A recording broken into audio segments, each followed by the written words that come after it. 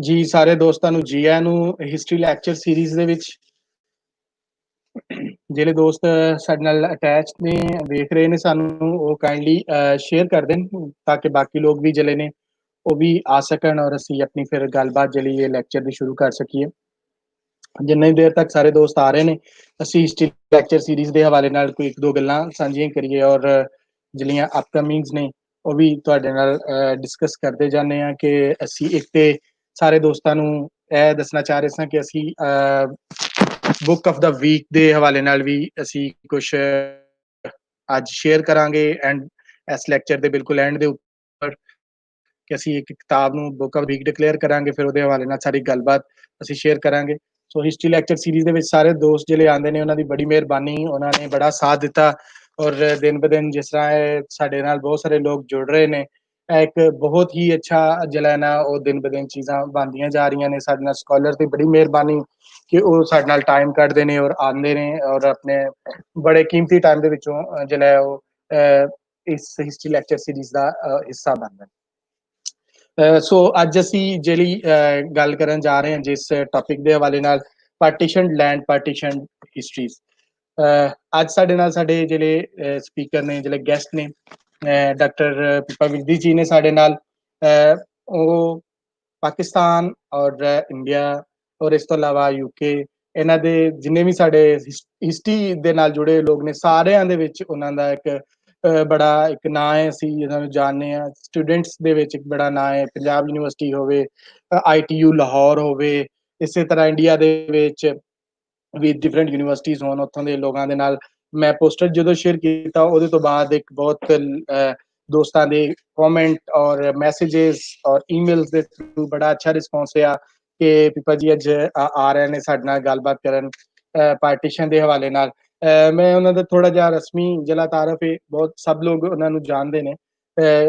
ਕਿ ਉਹਨਾਂ ਇਸ ਵਕਤ ਉਹ ਡੀਮੌਂਟਫੋਰਡ ਯੂਨੀਵਰਸਿਟੀ ਦੇ ਨਾਲ ਅਟੈਚਡ ਨੇ, ਉੱਥੇ ਪੜ੍ਹਾ ਰਹੇ ਨੇ ਮਾਡਰਨ ਸਾਊਥ ਏਸ਼ੀਆ ਦੇ ਹਵਾਲੇ ਨਾਲ। ਉਹਨਾਂ ਦਾ ਜਿਹੜਾ ਹੈ ਉਹ ਪੜ੍ਹਾ ਰਹੇ ਨੇ ਮਾਡਰਨ ਸਾਊਥ ਏਸ਼ੀਆ। ਇਸ ਤੋਂ ਬਾਅਦ ਉਹਨਾਂ ਦਾ ਜਿਹੜਾ ਇੰਟਰਸਟ ਹੈ ਉਹ British colonial history, history of the Punjab, the South Asian diaspora and Britain, and women's history in modern Pakistan। ਉਹਨਾਂ ਦੀ ਜਿਹੜੀ ਬੁੱਕ ਅਸੀਂ ਰੀਸੈਂਟਲੀ ਜਿਹੜੀ ਆਈ ਉਹ from the ashes of 1947 reimagining Punjab 2018 ਦੇ ਵਿੱਚ ਕੈਂਬਰਿਜ ਯੂਨੀਵਰਸਿਟੀ ਪ੍ਰੈਸ ਤੋਂ ਜਿਹੜੀ ਇਹ ਪਬਲਿਸ਼ ਹੋ ਚੁੱਕੀ ਹੈ। ਔਰ ਇਸ ਤੋਂ ਇਲਾਵਾ ਜਿਹੜੀ ਉਹਨਾਂ ਦੀਆਂ ਡਿਫਰੈਂਟ ਅਦਰ ਪ੍ਰੋਜੈਕਟਸ ਨੇ ਔਰ ਉਹਨਾਂ ਦੀਆਂ ਅਪਕਮਿੰਗ ਜਿਹੜੀ ਆਉਣ ਵਾਲੀਆਂ ਬੁੱਕ ਨੇ ਉਹ ਅਸੀਂ ਉਹਨਾਂ ਦੇ ਉੱਪਰ ਜਿਹੜਾ ਅਸੀਂ ਉਹ ਬਾਇਓ ਦੇ ਵਿੱਚ ਲੱਗੀਆਂ ਹੋਈਆਂ ਸਨ। ਸੋ ਕਾਫੀ ਸਾਰੇ ਸਾਡੇ ਦੋਸਤ ਆ ਗਏ ਨੇ ਔਰ ਸਾਡੇ ਗੈਸਟ ਵੀ ਆ ਚੁੱਕੇ ਨੇ। ਸੋ ਆਖਰੀ ਗੱਲ ਕਿ ਜਿਹੜੀ ਮੇਰੇ ਵੱਲੋਂ ਆਖਰੀ ਗੱਲ ਕਿ ਇੱਕ ਟੀਚਰ, ਇੱਕ ਰਿਸਰਚਰ ਔਰ ਇਹਦੇ ਨਾਲ ਨਾਲ ਸਾਡੇ ਨਾਲ ਇੱਕ ਜਿਹੜੀ ਉਹਨਾਂ ਦੀ ਸਾਂਝ ਟੁਰੀ ਆ ਰਹੀ ਹੈ ਪੰਜਾਬੀ ਦੇ ਹਵਾਲੇ ਨਾਲ, ਉਹ ਵੀ ਬੜੀ ਅਹਿਮ ਹੈ। ਮੈਂ ਉਹਨਾਂ ਨੂੰ ਸਟੂਡੀਓ 'ਚ ਹੁਣ ਬੁਲਾਣਾ ਜੀ। ਵੈਲਕਮ ਵਿਪਾ ਜੀ, ਜੀ ਆਇਆਂ ਨੂੰ ਲੈਲਪੁਰ ਦੇ ਵਿੱਚ। Thank you Tohid, thank you. ਮੈਂ ਤਾਰਫ ਦੇ ਦੌਰਾਨ ਗੱਲ ਕਰ ਰਿਹਾ ਸੀ ਕਿ ਇੱਕ ਟੀਚਰ ਦੇ ਤੌਰ ਤੇ, ਇੱਕ ਹਿਸਟੋਰੀਅਨ ਦੇ ਤੌਰ ਤੇ ਪਿਪਾ ਜੀ ਦੇ ਨਾਲ ਸਾਡਾ ਇੱਕ ਤਾਰਫ, ਔਰ ਨਾਲ ਦੀ ਨਾਲ ਮੈਂ ਇਹ ਵੀ ਸਾਂਝਾ ਕਰਦਾ ਜਾਵਾਂ ਕਿ ਪੰਜਾਬੀ ਦੇ ਹਵਾਲੇ ਨਾਲ ਜਿੰਨੀ ਦੇਰ ਤੱਕ ITU ਰਹੇ ਤੇ ਨਾਲ ਉੱਥੇ ਕੋਈ ਵੀ ਇਵੈਂਟ ਹੁੰਦਾ ਸੀ ਤੇ ਉਹਦੇ ਵਿੱਚ ਪੰਜਾਬੀ ਦਾ ਇੱਕ ਖਾਸ ਪੋਰਸ਼ਨ ਰਖਵਾਉਣਾ, ਉਹਦੇ ਨਾਲ ਕੰਮ ਕਰਨਾ। ਫਿਰ ਲੈਲਪੁਰ ਦਾ ਤੇ ਲੁਧਿਆਣੇ ਦਾ ਇੱਕ ਤਲਕ, ਔਰ ਅੱਜ ਤੁਸੀਂ ਲੈਲਪੁਰ ਯੰਗ ਹਿਸਟੋਰੀਅਨ ਦੇ ਨਾਲ, ਔਰ ਯੰਗ ਹਿਸਟੋਰੀਅਨ ਵੀ ਸਾਰੇ ਤੁਹਾਡੇ ਸਟੂਡੈਂਟ ਤੁਹਾਡੇ ਨਾਲ ਨੇ ਅੱਜ। ਤੇ ਸਾਨੂੰ ਬੜੀ ਖੁਸ਼ੀ ਹੈ ਸਾਰੇ ਆਪਣੇ ਸਾਰੇ ਇਸ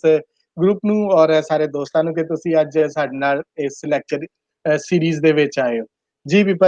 ਜੀ, ਹੁਣ ਤੁਸੀਂ ਗੱਲਬਾਤ ਆਪਣੀ ਕਰੋ ਸਾਂਝੀ ਤੇ ਅਸੀਂ ਮਿਲਨੇ ਆ ਤੁਹਾਡੀ ਗੱਲਬਾਤ ਤੋਂ ਬਾਅਦ ਤੇ ਕੁਝ ਕੁਐਸਚਨ ਔਰ ਕਮੈਂਟਸ ਦੇਣਾ। ਅੱਛਾ, ਓਕੇ ਓਕੇ, ਥੈਂਕ ਯੂ ਤੋਹੀਦ। ਬੜੀ ਮਿਹਰਬਾਨੀ, ਥੈਂਕ ਯੂ ਤੋਹੀਦ, ਖੌਲਾ ਐਂਡ ਮਨੀਸ਼। ਮੇਰਾ ਖਿਆਲ ਤੁਸੀਂ ਤਿੰਨੋਂ ਬੜਾ ਲੱਗੇ ਹੋਏ ਆ, ਸਾਰੇ ਹੀ ਲੱਗੇ ਹੋਏ ਓਕੇ ਕਿ ਜ਼ਬਰਦਸਤ ਕੰਮ ਤੁਸੀਂ ਕਰ ਰਹੇ ਆ। ਸਾਰਿਆਂ ਨੂੰ ਵੈਸੇ ਵੀ ਲੋਕਡਾਊਨ ਦੀ ਸਿਲਸਿਲਾ ਦੇ ਵਿੱਚ ਅਸੀਂ ਫਸੇ ਹੋਏ ਆਪਣੇ ਕਮਰਿਆਂ ਦੇ ਵਿੱਚ ਸਾਰੇ, ਐਂਡ ਯੂ ਨੋ ਇਹ ਬੜਾ ਅੱਛਾ ਕੰਮ ਤੁਸੀਂ ਕਰ ਰਹੇ ਹੋ। ਤੇ ਮੈਂ ਦੇਖ ਰਹੀ ਸੀ ਕਾਫੀ ਦਿਨਾਂ ਦਾ ਮੈਂ ਦੇਖ ਰਹੀ ਸੀ ਜੋ ਕੁਛ ਤੁਸੀਂ ਕਰ ਰਹੇ ਹੋ। ਸੋ ਹਾਂ, I suppose ਮੈਂ ਸ਼ੁਰੂ ਕਰ ਲੈਂਦੀ ਹਾਂ। ਮਾਫ ਕਰਨਾ, ਵਿੱਚ ਇੰਗਲਿਸ਼ ਵੀ ਆ ਜਾਏਗੀ, ਵਿੱਚ ਪੰਜਾਬੀ ਵੀ, ਸਾਰਾ ਮਿਕਸ ਹੀ ਹੋ ਜਾਂਦੀ ਆ ਜ਼ੁਬਾਨ। ਵੈਸੇ ਵੀ ਆਈਡੀਆਜ਼ ਜਿਹੜੇ ਹੈਗੇ ਆ ਉਹ ਕੁਛ ਹੈ ਜਿਹੜੇ ਕਈ ਚੀਜ਼ਾਂ ਇੰਗਲਿਸ਼ ਦੇ ਵਿੱਚ ਬੰਦਾ ਅੱਛੀ ਤਰ੍ਹਾਂ ਕਹਿ ਲੈਂਦਾ ਆ, ਖਾਸ ਕਰਕੇ ਮੇਰੇ ਲਈ। ਸੋ ਪਲੀਜ਼ ਮਾਫ ਕਰਨਾ ਕਿ ਜਿਹੜੀ ਲੈਂਗੁਏਜ ਹੈਗੀ ਉਹ ਮਿਕਸ ਹੀ ਹੋਊਗੀ। ਪਰ ਮੈਂ ਕੋਸ਼ਿਸ਼ ਕਰੂੰਗੀ ਜਿੱਥੇ ਤੱਕ ਵੀ ਹੋ ਸਕਦਾ ਹੈ ਕਿ ਸਾਰਾ ਲੈਕਚਰ ਪੰਜਾਬੀ ਦੇ ਵਿੱਚ ਹੋਵੇ। ਮੈਂ ਇੱਥੇ ਥੋੜੇ ਜਿਹੇ ਨੋਟਸ ਬਣਾਏ ਹੋਏ ਆ ਐਂਡ ਉਹਨਾਂ ਦੇ ਥਰੂ ਮੈਂ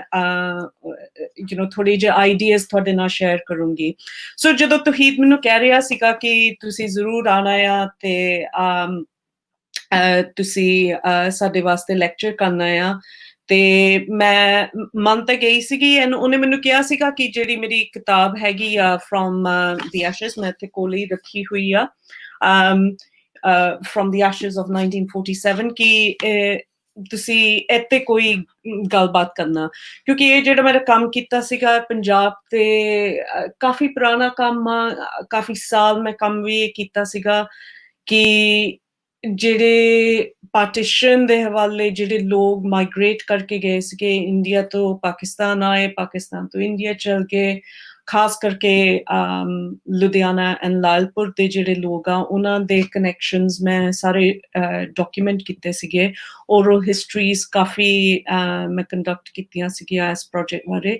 ਸੋ ਇਹਦੇ ਵਿੱਚ ਕਾਫੀ ਕੁਛ ਲਿਖਿਆ ਹੋਇਆ ਆ ਉਸ ਪੀਰੀਅਡ ਦੇ ਬਾਰੇ। ਬਟ ਮੈਂ ਉਹਨੂੰ ਤੌਹੀਦ ਨੂੰ ਕਿਹਾ ਸੀਗਾ ਕਿ ਮੈਂ ਕੋਸ਼ਿਸ਼ ਕਰਾਂਗੀ ਕੁਛ ਨਈ ਚੀਜ਼ੇ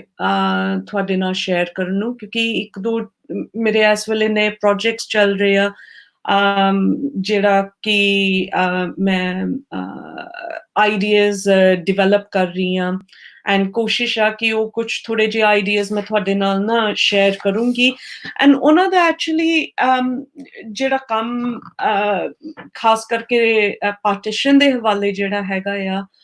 ਉਹ ਜ਼ਿਆਦਾ ਹਿਸਟਰੀਓਗ੍ਰਾਫੀ ਰਿਲੇਟਡ ਦੇ ਨਾਲ ਆ ਕੰਮ। ਤਾਂ ਕਰਕੇ ਉਹ ਜਿਹੜਾ ਮੈਂ ਟਾਈਟਲ ਲਿਆ ਪਾਰਟੀਸ਼ਨਡ ਲੈਂਡ ਐਂਡ ਪਾਰਟੀਸ਼ਨਡ ਹਿਸਟਰੀਜ਼, ਉਹ ਕਿਤਾਬ ਦੇ ਵਿੱਚ ਮੇਰਾ ਪਹਿਲਾ ਚੈਪਟਰ ਆ ਜਿਹਦੇ ਵਿੱਚ ਉਹ ਸਾਰੀ ਪਾਰਟੀਸ਼ਨ ਦੀ ਹਿਸਟਰੀਓਗ੍ਰਾਫੀ ਲਿਖੀ ਹੋਈ ਆ। ਐਂਡ ਉਸ ਹਿਸਾਬ ਦੇ ਨਾਲ ਮੈਂ ਥੋੜਾ ਜਿਹਾ ਨਾ ਉਹ ਬੈਕਗਰਾਉਂਡ ਕੰਟੈਕਸਟ ਪਹਿਲਾਂ ਮੈਂ ਦੇਵਾਂਗੀ ਐਂਡ ਦੈਨ ਫਿਰ ਅਖੀਰ ਜਾ ਕੇ ਮੈਂ ਥੋੜੇ ਜਿਹੇ ਜਿਹੜੀਆਂ ਆਈਡੀਆਜ਼ ਜਿਹੜੇ ਹੈਗੇ ਆ ਜਿਹੜੇ ਮੈਂ ਡਿਵੈਲਪ ਕਰ ਰਹੀ ਹਾਂ ਜਾਂ ਕੋਸ਼ਿਸ਼ ਕਰ ਰਹੀ ਹਾਂ ਡਿਵੈਲਪ ਕਰਨ ਨੂੰ, ਉਹ ਤੁਹਾਡੇ ਨਾਲ ਸ਼ੇਅਰ ਕਰੂੰਗੀ। ਤੇ ਫਿਰ ਦੇਖਦੇ ਹਾਂ ਕਿ ਗੱਲਬਾਤ ਆਪਣੀ ਬਾਅਦ ਚੋਂ ਕੁਐਸਚਨਸ ਡਿਸਕਸ਼ਨ ਜਿਹੜਾ ਵੀ ਹੁੰਦਾ ਆ ਬਾਅਦ ਚੋਂ ਫਿਰ ਆਪਾਂ ਦੇਖਾਂਗੇ। ਸੌਰੀ, ਹੁਣ ਇੱਥੇ ਇੱਕ ਤਾਂ ਧੁੱਪ ਵੀ ਆਈ ਜਾ ਰਹੀ ਆ। ਕੋਸ਼ਿਸ਼ ਤਾਂ ਕਰਦੀ ਸੀਗੀ ਕਿ ਬਾਹਰੋਂ ਜ਼ਿਆਦਾ ਨਾ ਡਿਸਟਰਬੈਂਸ ਹੋਏ। ਸੌਰੀ। ਤੋ ਮੈਂ ਨਾ ਆਪਣੇ ਆਪ ਨੂੰ ਹੀ ਥੋੜਾ ਜਿਹਾ ਐਡਜਸਟ ਕਰਨਾ ਨਹੀਂ ਹੈ। ਸੋ ਜਿੱਥੇ ਤੱਕ ਪਾਰਟੀਸ਼ਨ ਦੀ ਆਪਾਂ ਜਿਸ ਤਰ੍ਹਾਂ ਹਿਸਟਰੀ ਲਿਖੀ ਦੀ ਆ, ਜਿਹੜਾ ਮੇਰਾ ਪੋਰਸ਼ਨ ਸੀਗਾ ਚੈਪਟਰ ਕਿਤਾਬ ਦੇ ਵਿੱਚ, ਉਹ ਸ਼ੁਰੂ ਹੁੰਦਾ ਆ ਰਾਈਟਿੰਗ ਪਾਰਟੀਸ਼ਨ ਹਿਸਟਰੀ। ਹੁਣ ਰਾਈਟਿੰਗ ਪਾਰਟੀਸ਼ਨ ਹਿਸਟਰੀ ਦਾ ਸਾਰੇ ਤੋਂ ਜੇ ਆਪਾਂ ਪਹਿਲਾਂ ਸ਼ੁਰੂ ਕਰੀਏ, ਮੈਂ ਉਹਨੂੰ ਇਸ ਤਰ੍ਹਾਂ ਦੇਖਿਆ ਕਿ ਆਪਾਂ ਕਿਸ ਤਰ੍ਹਾਂ ਲਿਖਦੇ ਆ ਆਪਣੀ ਜਿਹੜੀ ਹਿਸਟਰੀਓਗ੍ਰਾਫੀ ਹੈਗੀ ਆ ਪਾਰਟੀਸ਼ਨ ਦੀ, ਉਹ ਕਿਸ ਤਰ੍ਹਾਂ ਆਪਾਂ ਇੰਟਰਪ੍ਰੀਟ ਕਰ ਰਹੇ ਆ, ਕਿਸ ਤਰ੍ਹਾਂ ਲਿਖੀ ਹੋਈ ਆ, ਕਿਸ ਤਰ੍ਹਾਂ ਡਿਵਾਈਡ ਕੀਤੀ ਹੋਈ ਆ। ਐਂਡ ਉਹਦਾ ਪ੍ਰੈਮਿਸ ਹੀ ਉੱਥੋਂ ਸ਼ੁਰੂ ਹੁੰਦਾ ਆ ਕਿ ਜਦੋਂ 47 ਦੇ ਵਿੱਚ ਇੰਡੀਆ ਪਾਕਿਸਤਾਨ ਬਣ ਜਾਂਦਾ ਆ, ਅੱਛਾ ਉਹ ਜਿਹੜੀ ਹਿਸਟਰੀ ਵੀ ਆ ਤੇ ਹਿਸਟਰੀ ਲਿਖਣ ਦਾ ਵੀ ਜਿਹੜਾ ਹੈਗਾ ਆ ਉਹ ਵੀ ਡਿਵਾਈਡਡ ਆ। ਸੋ ਇੱਕ ਤਰਫ ਤਾਂ ਇੰਡੀਆ ਦੀ ਜਿਹੜੀ ਹਿਸਟਰੀਓਗ੍ਰਾਫੀ ਆ, ਤੁਸੀਂ ਕਹਿ ਲਓ ਕਿ ਉਹਦਾ ਜ਼ਿਆਦਾ ਉਹਦੇ ਵਿੱਚ ਨੈਸ਼ਨਲਿਜ਼ਮ ਦਾ ਹਿੱਸਾ ਆ ਜਾਂਦਾ ਆ, ਕਿਉਂਕਿ ਇੱਕ ਨੈਸ਼ਨਲਿਸਟ ਪ੍ਰੋਜੈਕਟ ਸੀਗਾ ਲੀਡਿੰਗ ਅਪ ਟੂ 47 ਤੇ ਉਹਦੇ ਵਿੱਚ ਨੈਸ਼ਨਲਿਜ਼ਮ ਦੀ ਹਿਸਟਰੀ ਬਹੁਤ ਆਉਂਦੀ ਆ। ਜੇ ਆਪਾਂ ਪਾਕਿਸਤਾਨ ਵੱਲ ਦੇਖੀਏ ਤੇ ਪਾਕਿਸਤਾਨ ਦੇ ਨਾਲ ਐਂਡ ਆਈ ਥਿੰਕ ਇਹ ਜ਼ਰੂਰੀ ਚੀਜ਼ ਆ ਕਿ ਪਾਕਿਸਤਾਨ ਜਦੋਂ ਬਣਦਾ ਆ ਉਹਦੇ ਵਾਸਤੇ ਐਕਚੁਅਲੀ ਪਾਰਟੀਸ਼ਨ ਨਹੀਂ ਇੰਨਾ ਜ਼ਰੂਰੀ ਜਿੰਨਾ ਮੁਸਲਿਮ ਸੈਪਰੇਟਿਜ਼ਮ ਦਾ ਜਿਹੜਾ ਇੱਕ ਆਪਣਾ ਹੋਮਲੈਂਡ ਜਿਹਦੇ ਵਾਸਤੇ ਜਿਨ੍ਹਾਂ ਨੇ ਇੰਨਾ ਕੁਛ ਕੀਤਾ ਉਹ ਜ਼ਿਆਦਾ ਜ਼ਰੂਰੀ ਬਣਦਾ ਆ ਸੋ ਇਹ ਦੋ ਤਰ੍ਹਾਂ ਦੇ ਸਕਿਜ਼ਮਸ ਉੱਥੋਂ ਹੀ ਸ਼ੁਰੂ ਹੋ ਜਾਂਦੇ ਐਂਡ ਤੀਸਰਾ ਜਿਹੜਾ ਹਿੱਸਾ ਹੈਗਾ ਆ ਉਹ ਤਾਂ ਬ੍ਰਿਟਾਨੀਆ ਦਾ ਕਿ ਉਹ ਕਿਸ ਤਰ੍ਹਾਂ ਉਹ ਹਿਸਟਰੀਓਗ੍ਰਾਫੀ ਨੂੰ ਹਿਸਟਰੀ ਨੂੰ ਲਿਖਦੇ ਐਂਡ ਐਕਚੁਅਲੀ ਉਹਨਾਂ ਦਾ ਜਿਹੜਾ ਹੈਗਾ ਆ ਇਨੀਸ਼ੀਅਲੀ ਤੁਸੀਂ ਦੇਖ ਸਕਦੇ ਆ ਕਿ ਉਹ ਬਹੁਤ ਸਾਰਾ ਗਲੋਰੀਫਾਈਂਗ ਐਂਡ ਅਬਜ਼ਰਵਿੰਗ ਰਿਸਪੌਂਸਿਬਿਲਿਟੀ ਕਿ ਉਹਨਾਂ ਨੇ ਤਾਂ ਏਦਾਂ ਹੈ ਨਾ ਕਿ ਟ੍ਰਾਂਸਫਰ ਆਫ ਪਾਵਰ ਕਰਤਿਆ ਡੀਕੋਲੋਨਾਈਜੇਸ਼ਨ ਹੋ ਗਈ ਆ ਤੇ ਚਲੋ ਠੀਕ ਆ ਉਹ ਅਸੀਂ ਇਸ ਤਰ੍ਹਾਂ ਨਾ ਤੁਹਾਨੂੰ ਇੰਡੀਪੈਂਡੈਂਸ ਦੇ ਦੀ ਸੋ ਜੇ ਆਪਾਂ ਬਿਗ ਪਿਕਚਰ ਦੇਖੀਏ ਤੇ ਆਪਾਂ ਇਹਨੂੰ ਨਾ 3 ਡਿਸਟਿੰਕਟ ਬਾਉਂਡਰੀਜ਼ ਜਿਹੜੀਆਂ ਹੈਗੀਆਂ ਆ ਆਪਾਂ ਨੂੰ ਨਜ਼ਰ ਆਉਂਦੀਆਂ ਆ ਬਟ ਉਹਦੇ ਵਿੱਚ ਵੀ अर्ਲੀ ਔਨ ਆਪਾਂ ਨੂੰ ਅਫੀਸ਼ੀਅਲ ਜਿਹੜੀ ਹਿਸਟਰੀ ਆ ਉਹ ਤੋਂ ਇਲਾਵਾ ਵੀ ਆਪਾਂ ਨੂੰ ਇੱਕ ਦੋ ਚੀਜ਼ਾਂ ਮਿਲ ਜਾਂਦੀਆਂ ਆ ਜਿਨ੍ਹਾਂ ਦੇ ਵਿੱਚ ਲੋਕਾਂ ਦੇ ਆਮ ਲੋਕਾਂ ਦੇ ਜਿਹੜੇ ਹੈਗੇ ਆ ਨੈਰੇਟਿਵਸ ਜਾਂ ਆਈਡੀਆਜ਼ ਥੋੜਾ ਜਿਹਾ ਉਹਨਾਂ ਦਾ ਪਤਾ ਲੱਗ ਜਾਂਦਾ ਐਂਡ ਸਾਰਿਆਂ ਤੋਂ ਪਹਿਲਾਂ ਜਿਹੜਾ ਹੈਗਾ ਇੱਕ ਜੀ.ਡੀ. ਖੋਸਲਾ ਜਿਹਨੇ ਸਟਰਨ ਰੈਕਨਿੰਗ 1949 ਦੇ ਵਿੱਚ ਲਿਖੀ ਸੀਗੀ ਐਂਡ ਉਹ ਇੰਟਰਸਟਿੰਗ ਕਿਤਾਬ ਆ ਵੈਸੇ ਤਾਂ ਉਹਦੇ ਵਿੱਚ ਬਾਇਸ ਵੀ ਤੁਸੀਂ ਕਹਿ ਲਓ ਕਿ ਬਾਇਸ ਵੀ ਹੈਗਾ ਆ ਬਟ ਐਕਚੁਅਲੀ ਉਹਦੇ ਵਿੱਚ ਇੱਕ ਚੀਜ਼ ਹੈ ਕਿ ਉਹ ਜਿਹੜੇ ਇੰਡੀਵਿਜੂਅਲ ਅਕਾਊਂਟਸ ਜਾਂ ਪਰਸਪੈਕਟਿਵਸ ਲੋਕਾਂ ਦੇ ਬਾਰੇ ਲੋਕੇਸ਼ਨ ਦੇ ਬਾਰੇ ਕਿ ਇੱਥੇ ਇਸ ਤਰ੍ਹਾਂ ਹੋਇਆ ਇੱਥੇ ਇੰਨੇ ਲੋਕ ਪਕੜੇ ਗਏ ਇੱਥੇ ਇੰਨੇ ਲੋਕ ਮਾਰੇ ਗਏ ਉਹ ਡਾਕੂਮੈਂਟੇਸ਼ਨ ਕਾਫੀ ਅੱਛਾ ਸੀਗਾ ਐਂਡ ਪਾਕਿਸਤਾਨ ਦੇ ਵਿੱਚ ਆਈ ਸਪੋਜ਼ ਉਹਦਾ ਇਕੁਇਵਲੈਂਟ 1993 ਦੇ ਵਿੱਚ ਆਉਂਦਾ ਉਹ ਜਿਹੜਾ ਸਲੀਮੁੱਲਾ ਜਰਨੀ ਟੂ ਪਾਕਿਸਤਾਨ ਦੇ ਵਿੱਚ ਕਰਦੇ ਆ ਸੋ ਐਕਚੁਅਲੀ ਉਹ ਜਿਹੜਾ ਪਹਿਲਾ ਫੇਜ਼ ਆਉਂਦਾ ਆ ਉਹਦੇ ਵਿੱਚ ਬਹੁਤ ਸਾਰੇ ਬਿਗ ਪਿਕਚਰ ਕਹਿ ਲਓ ਪਰਸਨਲ ਅਕਾਊਂਟਸ ਵੀ ਆ ਜਾਂਦੇ ਅਫੀਸ਼ੀਅਲ ਜਿਹੜੇ ਹੈਗੇ ਬ੍ਰਿਟਿਸ਼ ਅਫੀਸ਼ੀਅਲਸ ਦੇ ਅਕਾਊਂਟਸ ਬਹੁਤ ਸਾਰੇ ਨਜ਼ਰ ਆਉਂਦੇ Malcolm Darling Penderel Moon Hodson VP Menon Corfield ਇਸ ਤਰ੍ਹਾਂ ਦੇ ਲੋਕ ਜਿਹੜੇ ਹੈਗੇ ਆ ਉਹਨਾਂ ਨੇ ਸਾਰਿਆਂ ਨੇ ਆਪਣੇ ਆਪਣੇ ਪਰਸਨਲ ਅਕਾਊਂਟਸ ਲਿਖੇ ਹੋਏ ਆ ਸੋ ਇਹਨੂੰ ਆਪਾਂ ਕਹਿੰਦੇ ਨਾ ਕਿ ਇੱਕ ਹਾਈ ਪੋਲਿਟਿਕਸ ਹੈਗਾ ਆ ਐਸ ਪੀਰੀਅਡ ਦਾ ਰਿਪਰੈਜ਼ੈਂਟੇਸ਼ਨ ਤੇ ਆਹਿਸਤਾ ਆਹਿਸਤਾ ਆਪਾਂ ਫਿਰ ਪਹੁੰਚ ਜਾਂਦੇ ਆ ਜਦੋਂ ਕਿ ਆਰਕਾਈਵਸ ਜਿਹੜੇ ਹੈਗੇ ਆ ਹਿਸਟੋਰੀਅਨਸ ਵਾਸਤੇ ਆਰਕਾਈਵਸ ਤਾਂ ਕਾਫੀ ਜ਼ਰੂਰੀ ਆ ਸੋ ਆਰਕਾਈਵਸ ਜਦੋਂ ਸ਼ੁਰੂ ਹੁੰਦਾ ਆ ਉਹਦੇ ਨਾਲ ਆਪਣਾ ਟ੍ਰਾਂਸਫਰ ਆਫ ਪਾਵਰਸ ਜਿਹੜੇ ਹੈਗੇ ਆ ਖਾਸ ਕਰਕੇ ਉਹ ਖੁੱਲ ਜਾਂਦੇ ਆ ਤੇ ਉਹ ਸਕਾਲਰਸ ਨੂੰ ਐਕਸੈਸ ਮਿਲਣ ਲੱਗ ਜਾਂਦੀ ਆ ਸੋ ਜਿਹੜੇ 12 ਵੋਲਿਊਮਸ ਬਣੇ ਹੋਏ ਆ ਟ੍ਰਾਂਸਫਰ ਆਫ ਪਾਵਰ ਜਿਹੜੇ ਉਹ ਪ੍ਰੋਸੈਸ ਜਿਹੜਾ ਲੀਡਿੰਗ ਅਪ ਟੂ ਪਾਰਟੀਸ਼ਨ ਜਿਹੜਾ ਹੈਗਾ ਆ ਉਹ ਸਾਰਾ ਉਹਨਾਂ ਦੇ ਵਿੱਚ ਡਾਕੂਮੈਂਟਸ ਹੈਗੇ ਆ ਐਂਡ ਜਿਹੜੇ ਗਵਰਨਰਸ ਦੇ ਫੋਰਟਨਾਈਟਲੀ ਰਿਪੋਰਟ ਐਕਸੈਟਰਾ ਉਹ ਵੀ ਆਹਿਸਤਾ ਆਹਿਸਤਾ ਸਾਰੀਆਂ ਚੀਜ਼ਾਂ ਨਾ ਆਪਾਂ ਨੂੰ ਦਿਖਣ ਲੱਗ ਜਾਂਦੀਆਂ ਤੇ ਬਹੁਤ ਸਾਰੇ ਸਕਾਲਰਸ ਆ ਜਿਹੜੇ ਫਿਰ ਆ ਚੀਜ਼ਾਂ ਨੂੰ ਯੂਟਿਲਾਈਜ਼ ਕਰਕੇ ਦੇਖਣ ਲੱਗ ਜਾਂਦੇ ਐਂਡ ਐਸੇ ਹੀ ਪ੍ਰੋਸੈਸ ਤੋਂ ਜਦੋਂ ਗਵਰਨਰਸ ਫੋਰਟਨਾਈਟਲੀ ਰਿਪੋਰਟਸ ਆਉਂਦੇ ਆ ਆਪਾਂ ਨੂੰ ਇੱਕ ਰੀਜਨਲ ਹਿਸਟਰੀ ਆਪਾਂ ਨੂੰ ਨਜ਼ਰ ਆਉਣ ਲੱਗ ਜਾਂਦੀ ਆ ਐਂਡ ਇਹਦੇ ਵਿੱਚ ਇੱਕ ਕਹਿ ਲਓ ਡੇਵਿਡ ਗਿਲਮਾਰਟਿਨ ਈਅਨ ਟਾਲਬਰਟ ਫਿਰ ਬਾਅਦ ਦੇ ਵਿੱਚ ਸਾਰਾ ਅੰਸਾਰੀ ਜੋਏ ਚੈਟਰਜੀ ਜੈਸੇ ਸਕਾਲਰਸ ਜਿਹੜੇ ਹੈਗੇ ਆ ਉਹ ਉਹਨਾਂ ਦਾ ਜਿਹੜਾ ਕੰਮ ਆ ਉਹ ਰੀਜਨਲ ਬੇਸਿਸ ਤੇ ਆਪਾਂ ਨੂੰ ਪੰਜਾਬ ਸਿੰਧ ਬੰਗਾਲ ਤੇ ਨਜ਼ਰ ਆਉਣ ਲੱਗ ਜਾਂਦਾ ਐਂਡ ਇਹ ਵੀ ਬਹੁਤ ਜ਼ਰੂਰੀ ਆ ਕਿ ਤੁਸੀਂ ਹੁਣ ਨੇਸ਼ਨ ਤੋਂ ਤੁਸੀਂ ਇੱਕ ਰੀਜਨ ਨੂੰ ਐਕਸਪਲੋਰ ਕਰਨ ਲੱਗ ਜਾਂਦੇ ਆ ਐਂਡ ਇਹਦੇ ਵਿੱਚ ਇੱਕ ਚੀਜ਼ ਜ਼ਰੂਰੀ ਆ ਕਿ ਇੱਕ ਆਪਾਂ ਨੂੰ ਪਤਾ ਲੱਗਦਾ ਆ ਕਿ ਆ ਜਿਹੜੀ ਨੈਸ਼ਨਲ ਆਈਡੈਂਟਿਟੀ ਆ ਜਿਹੜੀ ਬਣ ਰਹੀ ਆ ਉਹਨੂੰ ਕਿਸ ਤਰ੍ਹਾਂ ਆਪਾਂ ਹੁਣ ਡਾਕੂਮੈਂਟ ਕਰ ਸਕਦੇ ਬਟ ਜਿਹੜੀ ਰੀਜਨਲ ਹਿਸਟਰੀ ਹੈਗੀ ਉਹਦੇ ਵਿੱਚ ਇੱਕ ਬਹੁਤ ਜ਼ਰੂਰੀ ਚੀਜ਼ ਆ ਕਿ ਆਪਾਂ ਹੁਣ ਇਹਨੂੰ ਇੱਕ ਨੇਸ਼ਨ ਦੇ ਲੈਂਸ ਦੇ ਥਰੂ ਨਹੀਂ ਦੇਖਦੇ ਆਪਾਂ ਇਹਨੂੰ ਰੀਜਨ ਦੇ ਲੈਂਸ ਦੇ ਥਰੂ ਦੇਖਦੇ ਆ ਸੋ ਉਹਦੇ ਨਾਲ ਐਕਚੁਅਲੀ ਉਹ ਕਾਫੀ ਫਰਕ ਪੈਂਦਾ ਨਾ ਕਿ ਜੇ ਤੁਸੀਂ ਇੱਕ ਨੇਸ਼ਨ ਦੀ ਹਿਸਟਰੀ ਲਿਖ ਰਹੇ ਹੋ ਕੁਛ ਅਲੱਗ ਚੀਜ਼ ਹੈ ਜੇ ਤੁਸੀਂ ਰੀਜਨ ਦੀ ਹਿਸਟਰੀ ਲਿਖ ਰਹੇ ਹੋ ਇੱਕ ਹੋਰ ਚੀਜ਼ ਨਜ਼ਰ ਆਉਂਦੀ ਆ ਸੋ ਇਹ ਚੀਜ਼ਾਂ ਕਾਫੀ ਜ਼ਰੂਰੀ ਡਿਵੈਲਪਮੈਂਟਸ ਜਿਹੜੇ ਹੈਗੇ ਆ ਆਉਂਦੇ। ਬਟ ਦੂਸਰੀ ਚੀਜ਼ ਜਿਹੜੀ ਆਈ ਥਿੰਕ ਆਪਾਂ ਨੂੰ ਆਈ ਸਪੋਜ਼ ਦੇਖਣਾ ਚਾਹੀਦਾ ਆ ਕਿ ਉਹ ਜਿਹੜੀ ਅਫੀਸ਼ੀਅਲ ਹਿਸਟਰੀ ਆ ਉਹਦੇ ਨਾਲ ਸਾਈਡ ਬਾਈ ਸਾਈਡ ਇੱਕ ਹੋਰ ਅਨਅਫੀਸ਼ੀਅਲ ਹਿਸਟਰੀ ਵੀ ਚੱਲੀ ਆ ਰਹੀ ਆ। ਐਂਡ ਉਹ ਜਿਹੜੀ ਅਨਅਫੀਸ਼ੀਅਲ ਹਿਸਟਰੀ ਹੈਗੀ ਆ ਉਹ ਹੈਗੀ ਆ ਆਪਣੀ ਲਿਟਰੇਚਰ, ਫਿਲਮ, ਸ਼ਾਇਰੀ ਜਿਹੜੀ ਹੈਗੀ ਆ। ਐਂਡ ਵੈਸੇ ਤਾਂ ਉਹ ਉਸੇ ਵੇਲੇ ਸ਼ੁਰੂ ਹੋ ਜਾਂਦਾ ਹੈ ਕੰਮ। ਸੋ ਐਕਚੁਅਲੀ ਜਦੋਂ ਹੁਣ ਆਪਾਂ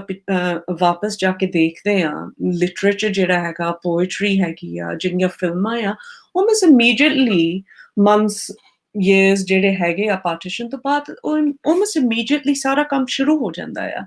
ਬਟ ਅਫਸੋਸ ਦੀ ਬਾਤ ਹੈ ਕਿ ਹਿਸਟਰੀ ਦੇ ਵਿੱਚ ਜਿਹੜੀ ਡਿਸਪਲਿਨ ਆਪਣੀ ਹੈਗੀ ਆ ਖਾਸ ਕਰਕੇ ਉਹਦੇ ਵਿੱਚ ਏਦਾਂ ਦੀਆਂ ਚੀਜ਼ਾਂ ਠਹਿਰ ਕੇ ਆਉਂਦੀਆਂ ਆ।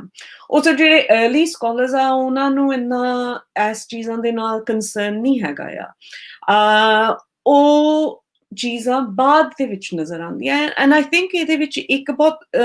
ਜ਼ਰੂਰੀ ਡਿਵੈਲਪਮੈਂਟ ਹੈਗਾ ਆ ਕਿ ਜਦੋਂ ਆਪਾਂ ਹਿਸਟਰੀ ਨੂੰ ਦੇਖਦੇ ਉਹਦੇ ਵਿੱਚ ਆਪਾਂ ਇੱਕ ਕਹਿੰਦੇ ਆ ਨਾ ਕਿ ਇੱਕ ਕਲਚਰਲ ਟਰਨ ਆ ਜਾਂਦਾ ਆ। ਐਂਡ ਉਹ ਕਲਚਰਲ ਟਰਨ ਦੇ ਨਾਲ ਜਿਹਦੇ ਨਾਲ ਫਿਰ ਆਪਾਂ ਇੱਕ ਸੋਸ਼ਲ ਹਿਸਟਰੀ, ਇੱਕ ਕਲਚਰਲ ਹਿਸਟਰੀ ਨੂੰ ਆਪਾਂ ਦੇਖਦੇ ਆ, ਉਹਦੇ ਨਾਲ ਆਪਾਂ ਸੋਰਸਿਸ ਵੀ ਆਪਣੇ ਬਦਲਣ ਲੱਗ ਜਾਂਦੇ ਆ ਕਿ ਆਪਾਂ ਸਿਰਫ ਇੱਕ ਅਫੀਸ਼ੀਅਲ ਹਿਸਟਰੀ ਨੂੰ ਨਹੀਂ ਦੇਖਣ ਦੀ ਕੋਸ਼ਿਸ਼ ਕਰਦੇ, ਆਪਾਂ ਇੱਕ ਹੋਰ ਲੈਂਸ ਦੇ ਥਰੂ ਵੀ ਕੋਸ਼ਿਸ਼ ਕਰਦੇ ਆ ਕਿ ਆਪਾਂ ਨੂੰ ਆਪਣੀ ਹਿਸਟਰੀ ਬਾਰੇ ਪਤਾ ਲੱਗੇ। ਸੋ ਐਕਚੁਅਲੀ ਜੇ ਆਪਾਂ ਇੱਕ ਸੋਸ਼ਲ ਕਲਚਰਲ ਹਿਸਟਰੀ ਲਿਖਣਾ ਚਾਹੀਏ ਤੇ ਫਿਰ ਉਹ ਜਿਹੜੇ ਅਫੀਸ਼ੀਅਲ ਡਾਕੂਮੈਂਟਸ ਆ ਜਾਂ ਆਰਕਾਈਵਸ ਆ ਉਹ ਸਿਰਫ ਇਕੱਲੇ ਨਹੀਂ ਨਾ ਉਹ ਆਪਾਂ ਲਈ ਠੀਕ। ਸੋ ਇੱਕ ਜਿਹੜਾ ਹਿਸਟਰੀ ਦੇ ਵਿੱਚ ਵੀ ਜਿਹੜੀ ਆਪਣੀ ਡਿਸਪਲਿਨ ਹੈਗੀ ਆ ਉਹਦੇ ਵਿੱਚ ਇੱਕ ਕੰਪਲੈਕਸਿਟੀ ਆ ਜਾਂਦੀ ਹੈ ਨਾ, ਕਿਉਂਕਿ ਆ ਲਿਟਰੇਚਰ ਦੇ ਥਰੂ ਜਿਹੜੇ ਇੱਕ ਕਹਿ ਲਓ ਕਿ ਇੱਕ ਗ੍ਰੇ ਏਰੀਆਜ਼ ਜਿਹੜੇ ਆ ਉਹ ਆ ਜਾਂਦੇ ਆ। ਕਿਉਂਕਿ ਵੈਸੇ ਤਾਂ ਆਰਕਾਈਵ ਬੰਦਾ ਕਹਿੰਦਾ ਹੈ ਨਾ ਕਿ ਬੜਾ ਇੱਕ ਜਿਹੜੇ ਡਾਕੂਮੈਂਟਸ ਹੈਗੇ ਆ ਉਹ ਬਹੁਤੇ ਕਹਾਂਗੇ ਆਰਥੋਡਾਕਸ ਤਾਂ ਨਹੀਂ ਬਟ ਇੱਕ ਸਟੇਟ ਵਿਊ ਆ, ਸਟੇਟ ਦੀ ਪਰਸਪੈਕਟਿਵ ਆ, ਉਹੀ ਡਾਕੂਮੈਂਟ ਕਰ ਰਹੇ ਆ, ਉਹੀ ਚੀਜ਼ਾਂ ਜਮ੍ਹਾਂ ਕਰਦੇ ਆ ਆਰਕਾਈਵਸ ਦੇ ਵਿੱਚ। ਸੋ ਉਹ ਇੱਕ ਪਾਰਟਿਕੂਲਰ ਪਰਸਪੈਕਟਿਵ ਹੁੰਦੀ ਆ। ਉਹਦੇ ਨਾਲ ਹੁਣ ਲਿਟਰੇਚਰ ਵਾਲੇ ਜਿਹੜੇ ਲੋਕ ਆ ਉਹ ਕੀ ਲਿਖ ਰਹੇ ਆ, ਉਹਨਾਂ ਦੀ ਪਰਸਪੈਕਟਿਵ ਥੋੜੀ ਡਿਫਰੈਂਟ ਆ। ਐਂਡ ਬਹੁਤ ਸਾਰੇ ਜਿਹੜੇ ਰਾਈਟਰਸ ਸੀਗੇ ਲਿਓਨ ਉਹਨਾਂ ਨੇ ਖੁਦ 47 ਦੇ ਦਿਨ ਦੇਖੇ ਹੋਏ ਆ, ਜਾਂ ਤਾਂ ਖੁਦ ਮਾਈਗ੍ਰੇਟ ਫੋਰਸ ਮਾਈਗ੍ਰੇਸ਼ਨ ਜਿਹੜੇ ਹੋਈ ਸੀਗੀ ਉਹਨਾਂ ਦਾ ਆਪਣਾ ਖੁਦ ਪਰਸਨਲ ਐਕਸਪੀਰੀਅੰਸ ਹੈਗਾ, ਜਿਨ੍ਹਾਂ ਨੂੰ ਲਾਹੌਰ ਛੱਡ ਕੇ ਕਈ ਦਿੱਲੀ ਆ ਗਏ ਜਾਂ ਕੁਝ ਚੰਦ ਲੋਕ ਜਿਹੜੇ ਪਾਕਿਸਤਾਨ ਵੀ ਚਲ ਗਏ ਸੀਗੇ। ਸੋ ਉਹ ਆਪਣੀ ਪਰਸਨਲ ਐਕਸਪੀਰੀਅੰਸ ਦੇ ਨਾਲ ਲਿਖ ਰਹੇ ਆ ਜਾਂ ਜੋ ਉਹਨਾਂ ਨੇ ਖੁਦ ਖੁਦ ਗਵਾਇਆ ਚੀਜ਼ਾਂ ਦੇ ਬਾਰੇ। ਸੋ ਇਹਦੇ ਵਿੱਚ ਕਾਫੀ ਆਪਾਂ ਨੂੰ ਹੋਰ ਚੀਜ਼ਾਂ ਨਜ਼ਰ ਆਉਂਦੀਆਂ। ਤੇ ਇੱਕ ਇਹਦੇ ਵਿੱਚ ਇੱਕ ਹੋਰ ਖਾਸ ਯੂਨੀਕ ਚੀਜ਼ ਇਹ ਆ ਕਿ ਜਿਹੜਾ ਅਰਲੀ ਲਿਟਰੇਚਰ ਹੈਗਾ ਆ ਉਹ ਵਰਨੈਕੂਲਰ ਦੇ ਵਿੱਚ ਹੁੰਦਾ ਆ। ਸੋ ਐਜ਼ ਅਪੋਜ਼ ਟੂ ਜਿਹੜੇ ਆਰਕਾਈਵਸ ਆ, ਜਿਹੜੇ ਖਾਸ ਕਰਕੇ ਹੁਣ ਅਸੀਂ ਬ੍ਰਿਟਿਸ਼ ਆਰਕਾਈਵਸ ਯੂਜ਼ ਕਰਦੇ, ਉਹ ਸਾਰੇ ਇੰਗਲਿਸ਼ ਦੇ ਵਿੱਚ ਆ ਨਾ, ਜਨਰਲੀ ਤਾਂ ਇੰਗਲਿਸ਼ ਦੇ ਵਿੱਚ ਹੀ ਆਉਂਦੇ। ਪਰ ਐਕਚੁਅਲੀ ਜਿਹੜਾ ਲਿਟਰੇਚਰ ਆਪਾਂ ਯੂਜ਼ ਕਰਦੇ ਆ ਜਾਂ ਇੰਡੀਜੀਨਸ ਸੋਰਸਿਸ ਯੂਜ਼ ਕਰਦੇ ਉਹ ਵਰਨੈਕੂਲਰ ਦੇ ਵਿੱਚ ਆ ਜਾਂਦੇ ਆ। ਐਂਡ ਉਹਦੀ ਪਰਸਪੈਕਟਿਵ ਹੀ ਹੋਰ ਹੁੰਦੀ ਆ ਨਾ, ਇੱਕ ਡਿਫਰੈਂਟ ਲੈਂਸ ਆਪਾਂ ਨੂੰ ਮਿਲ ਜਾਂਦਾ।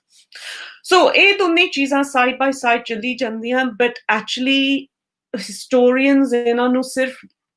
ਕਹਿ ਲਓ ਕਿ 80s 90s 1990s ਐਂਡ ਖਾਸ ਕਰਕੇ ਹੁਣ ਪਿਛਲੇ ਕਹਿ ਲਓ ਕਿ 20 ਸਾਲ ਜਿਹੜੇ ਹੈਗੇ ਆ ਉਹਨਾਂ ਦਿਨਾਂ ਦੇ ਵਿੱਚ ਨਾ ਜ਼ਿਆਦਾ ਯੂਟਿਲਾਈਜ਼ ਕਰਨ ਲੱਗ ਗਿਆ ਇਸ ਤਰ੍ਹਾਂ ਦੇ ਸੋਰਸਿਸ। ਫਿਰ 1980s ਦੇ ਵਿੱਚ ਇੱਕ ਹੋਰ ਵੀ ਸਕੂਲ ਆਫ ਥੋਟ ਜਿਹੜਾ ਆਉਂਦਾ ਆ, ਆਈ ਥਿੰਕ ਸਾਊਥ ਏਸ਼ੀਅਨਸ ਵਾਸਤੇ ਖਾਸ ਕਰਕੇ ਕਾਫੀ ਜ਼ਰੂਰੀ ਆ, which is Spivak the work ਜਿਹੜਾ ਹੈਗਾ ਆ Can the Subaltern Speak? ਕਿ ਜਿਹੜੀ ਇੱਕ ਹਿਸਟਰੀ ਹੈਗੀ ਆ ਕਿ ਉਹ ਤੁਸੀਂ ਜ਼ਮੀਨ ਦੀ ਜਿਹੜੀ ਹਿਸਟਰੀ ਆ, ਜਿਹੜੀ ਹਿਸਟਰੀ ਫਰਮ ਬਿਲੋ, ਕਿ ਉਹ ਆਪਾਂ ਕਿਸ ਤਰ੍ਹਾਂ ਉਹਨੂੰ ਆਪਾਂ ਦੇਖ ਸਕਦੇ, ਉਹਨੂੰ ਕਿਸ ਤਰ੍ਹਾਂ ਆਪਾਂ ਖੋਜ ਉਹਦੀ ਕਰੀਏ। ਐਂਡ ਜਿਹੜਾ ਸਬੋਲਟਨ ਸਕੂਲ ਸੀਗਾ ਰਣਜੀਤ ਗੁਹਾ ਦਾ, ਉਹ ਪੈਜ਼ੈਂਟ ਮੂਵਮੈਂਟਸ ਤੇ, ਕਲਾਸ ਤੇ, ਜੈਂਡਰ ਤੇ, ਕਾਸਟ ਤੇ, trying to look at non-elite history, ਇਸ ਤਰ੍ਹਾਂ ਦਾ ਕੰਮ ਜਿਹੜਾ ਹੈਗਾ ਆ, ਉਹ ਬਹੁਤ ਕੋਸ਼ਿਸ਼ ਕੀਤੀ ਉਹਨਾਂ ਨੇ ਕਿ ਥੋੜਾ ਜਿਹਾ ਅਲੱਗ ਜਿਹਾ ਕੰਮ ਹੋਏ, ਕਿ ਤੁਸੀਂ ਇੱਕ ਨੇਸ਼ਨ ਤੋਂ ਤੁਸੀਂ ਰੀਜਨ, ਲੋਕੇਸ਼ਨ, ਲੋਕੈਲਿਟੀ, ਜਿਹੜੀ ਲੋਕਲ ਸਪੇਸ ਹੈਗੀ ਆ, ਉਹਦੇ ਥਰੂ ਅਸੀਂ ਇਹਨਾਂ ਚੀਜ਼ਾਂ ਨੂੰ ਕੋਸ਼ਿਸ਼ ਕਰੀਏ। ਐਂਡ ਇਹਨਾਂ ਦੀ ਬੜੀ ਕੋਸ਼ਿਸ਼ ਸੀਗੀ ਕਿ ਉਹ ਜਿਹੜੀ ਸੈਂਟਰੈਲਿਟੀ ਆਫ ਦ ਨੇਸ਼ਨ ਸਟੇਟ, ਕਿ ਉਹਨੂੰ ਡਿਸਟਰਕਟ ਕਰੀਏ। ਐਂਡ ਆਪਾਂ ਦੇਖ ਸਕਦੇ ਕਿ ਆਹਿਸਤਾ ਆਹਿਸਤਾ 1990s ਦੇ ਵਿੱਚ, 2000s ਦੇ ਵਿੱਚ ਕੰਮ ਕਾਫੀ ਬਦਲ ਗਿਆ, and you start to see more and more of the locality. So ਜਿਸ ਤਰ੍ਹਾਂ ਇਨ ਟਾਲਬਟ ਦਾ ਕੰਮ ਅੰਮ੍ਰਿਤਸਰ, ਲਾਹੌਰ ਤੇ, ਜਾਂ ਵਜ਼ੀਰ ਜ਼ਮੀਨਦਾਰ ਦਾ ਕੰਮ ਦਿੱਲੀ, ਕਰਾਚੀ ਤੇ, ਜਾਂ ਇਲੀਆਸ ਚੱਠਾ ਦਾ ਗੁਜਰਾਂਵਾਲਾ, ਸਿਆਲਕੋਟ, ਜਾਂ ਮੇਰਾ ਜਿਹੜਾ ਕੰਮ ਲੁਧਿਆਣਾ, ਲਾਲਪੁਰ, ਇਹਨਾਂ ਦੇ ਵਿੱਚ ਇੱਕ ਕੰਪੈਰੇਟਿਵ ਡਾਇਮੈਂਸ਼ਨ ਵੀ ਆ, ਬਟ ਇੱਕ ਲੋਕੈਲਿਟੀ ਦਾ ਵੀ ਪਰਸਪੈਕਟਿਵ ਆ ਜਾਂਦਾ ਆ। ਸੋ ਆ ਜਿਹੜਾ ਲੈਂਸ ਹੈਗਾ ਆ, ਸ਼ਿਫਟ ਹੁੰਦਾ ਹੈ ਨਾ ਹਮੇਸ਼ਾ, ਕਿ ਤੁਸੀਂ ਇੱਕ ਨੇਸ਼ਨ ਤੋਂ ਰੀਜਨ, ਰੀਜਨ ਤੋਂ ਇੱਕ ਲੋਕੈਲਿਟੀ ਤੱਕ ਹੁਣ ਆਪਾਂ ਪਹੁੰਚ ਜਾਂਦੇ ਆ। ਪਰ ਇਹਦੇ ਵਿੱਚ ਇੱਕ ਹੋਰ ਵੀ ਬਹੁਤ ਜ਼ਰੂਰੀ ਚੀਜ਼ ਆ, ਕਿ ਜਿਹੜੀ ਕਿ ਇੱਕ ਇੰਡੀਵਿਜੂਅਲ ਆਵਾਜ਼, ਜਿਹੜੀ ਔਰ ਹਿਸਟਰੀਜ਼ ਜਿਹੜੀਆਂ ਹੈਗੀਆਂ, ਐਂਡ ਉਹਦੇ ਵਿੱਚ ਆਈ ਸਪੋਜ਼ ਸਾਰਿਆਂ ਤੋਂ ਸੈਮੀਨਲ ਵਰਕ ਜਿਹੜਾ ਹੈਗਾ ਆ, ਹਮੇਸ਼ਾ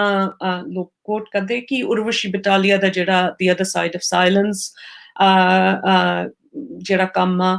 ਐਂਡ ਰੀਤੂ ਮੈਨਨ, ਕਮਲਾ ਬਸੀਨ ਦਾ ਬੋਰਡਰਸ ਐਂਡ ਬਾਉਂਡਰੀਜ਼ ਕੰਮ, ਆ ਦੋ ਜਿਹੜੀਆਂ ਕਿਤਾਬਾਂ ਸੀਗੀਆਂ, ਇਹਨਾਂ ਨੇ ਫੰਡਾਮੈਂਟਲੀ ਚੇਂਜ ਕਰਤਾ ਕਿ ਕਿਸ ਤਰ੍ਹਾਂ ਆਪਾਂ ਪਾਰਟੀਸ਼ਨ ਨੂੰ ਦੇਖੀਏ, ਕਿਸ ਤਰ੍ਹਾਂ ਆਪਾਂ ਨੂੰ ਡਿਸਕੋਰਸ ਜਿਹੜਾ ਹੈਗਾ ਆ ਇਹ ਹੋਣਾ ਚਾਹੀਦਾ। ਐਂਡ ਇਹਦੇ ਵਿੱਚ ਆਈ ਥਿੰਕ ਇਨ ਟਰਮਸ ਆਫ ਜਿਹੜਾ ਟਾਈਮ ਆ, ਫਰੇਮ ਆ, ਉਹਦੇ ਵਿੱਚ ਇੱਕ ਹੋਰ ਕਾਫੀ ਇੰਟਰਸਟਿੰਗ ਚੀਜ਼ ਆਉਂਦੀ ਆ ਕਿ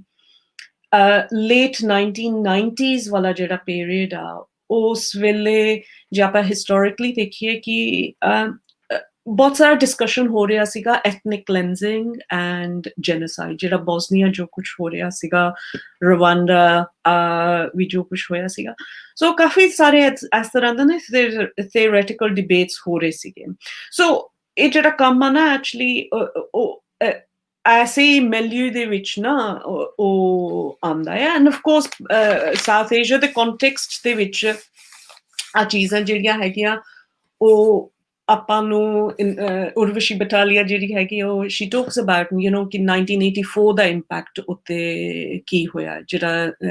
ਦਿੱਲੀ ਦੇ ਵਿੱਚ ਦੰਗੇ ਹੋਏ ਸੀਗੇ 84 ਦੇ ਵਿੱਚ, ਕਿ ਉਹਦਾ ਇੰਪੈਕਟ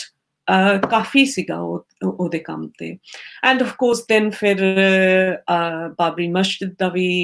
ਹਿੰਦੂ ਮੁਸਲਿਮ ਰਾਈਟਸ ਜਿਹੜੇ ਹੋਏ ਸੀਗੇ। ਸੋ ਇਸ ਤਰ੍ਹਾਂ ਦਾ ਜਿਹੜਾ ਕਮਿਊਨਲ ਵਾਇਲੈਂਸ ਜਿਹੜਾ ਚੱਲਦਾ ਰਿਹਾ, ਸੋ ਐਕਚੁਅਲੀ ਉਹ